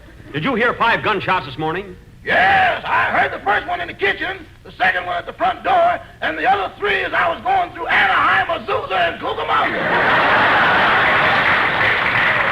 Now, wait a minute. How'd you get back here so fast? My suspenders were caught on the door now. Now we're getting someplace. Harris, keep an eye on the door now. Well, hello, boys. I've been waiting for you. Now, Mrs. Stuffington, I'm here to solve this murder. Where's the body? I don't know. It was here a little while ago. Well, who's been in this room? Nobody but the maid. I told her to sweep up a little. The maid, eh? Then let's Wait a question. minute, Chief. Here's the body under the rug. How do you like that? I can't break her of that habit. Now, sit over here, Mrs. Stuffington. I'm going to question you. Well, wait till I get comfortable. There. All right, Mrs. Stuffington. Isn't it true that you married your husband Don't start that, sister. Uncross your legs and pull your skirt down. You keep out of this. Now, where were we? There. We were not. We were a little higher. That's better. Now, look, Mrs. Stuffington. I know you committed the murder, so you might as well confess. Okay, boys, okay. Just set your cameras up over there. I'll get Benny to pose for the pictures. Picture? Steve, wait a minute. We're doing a sketch. Yeah, you can do that later. I got to get you ready for this publicity stunt. Wait a minute. Get that saddle off my back. Hold still now. Hold still. Take that bit out of my mouth. Oh, Benny. Ho, now. Now, wait a minute. I'm not going to run in that race at Hollywood Park. Of course you're not. I got a better idea. What? We're going to paint you white and Halsey's going to ride you through Tokyo. Through Tokyo? Hey, that's a great idea. Gee, Admiral Halsey. Come on, Steve, let's go.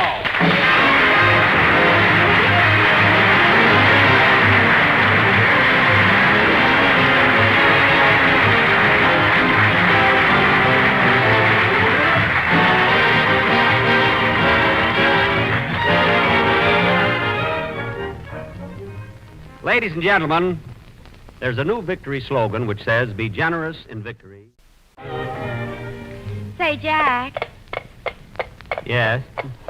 where are we broadcasting from next Sunday? Well, Mary, we're going to do our show for the liberated war prisoners stationed at Santa Barbara. And Ingrid Bergman and Larry Adler are going to be with us. Oh, that's swell. Well, Jack, here's my house. Okay, get off.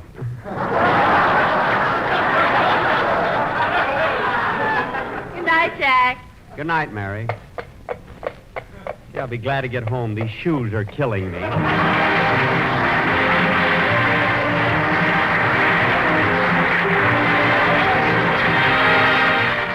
This is the National Broadcast.